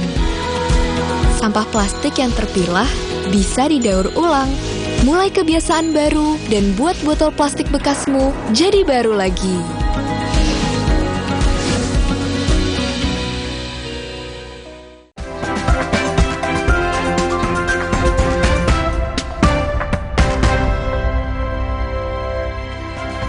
Saudara, tim gabungan BPBD mencari seorang pengendara sepeda motor yang tercebur ke Sungai Aji di Desa Penjalin, Kabupaten Kendal, Jawa Tengah. Korban diduga kehilangan kendali dan terjatuh ke sungai seusai merayakan malam pergantian tahun.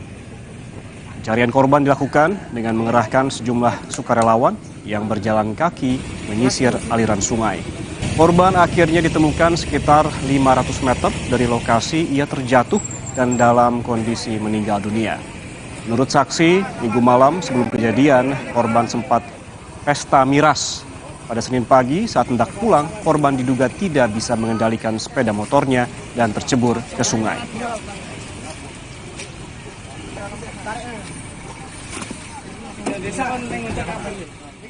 Yang berikutnya, lagi-lagi karena minuman keras, saudara, seorang pemuda di Jember, Jawa Timur ditemukan tewas terlindas kereta api Wijaya Kusuma jurusan Cilacap Ketapang, Banyuwangi, Senin kemarin. Diduga karena mabuk seusai melakukan pesta minuman keras bersama rekan-rekannya. Sejumlah foto yang didapat dari warga sekitar ini memperlihatkan jenazah korban tengah dievakuasi petugas usai terlindas kereta api. Sebelum kejadian ini, korban bersama 3 rekannya sedang pesta minuman keras di dekat lintasan rel kereta. Usai pesta minuman keras, korban bersama 3 rekannya ini mabuk berat dan tidak sadar. Ternyata tertidur di atas rel kereta api. Namun saat sebelum kereta api melintas, 3 rekan korban lainnya berhasil menyelamatkan diri, namun korban tidak sempat tertolong.